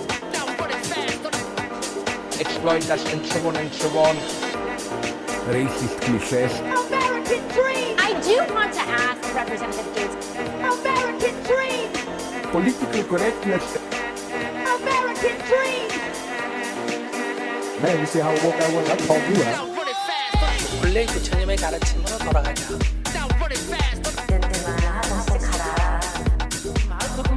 Exploit us and so on and so on. Women and so on. You see the peace. 이제 많이 우리 혼자 사니까 이제 많이 우리 혼자 사니까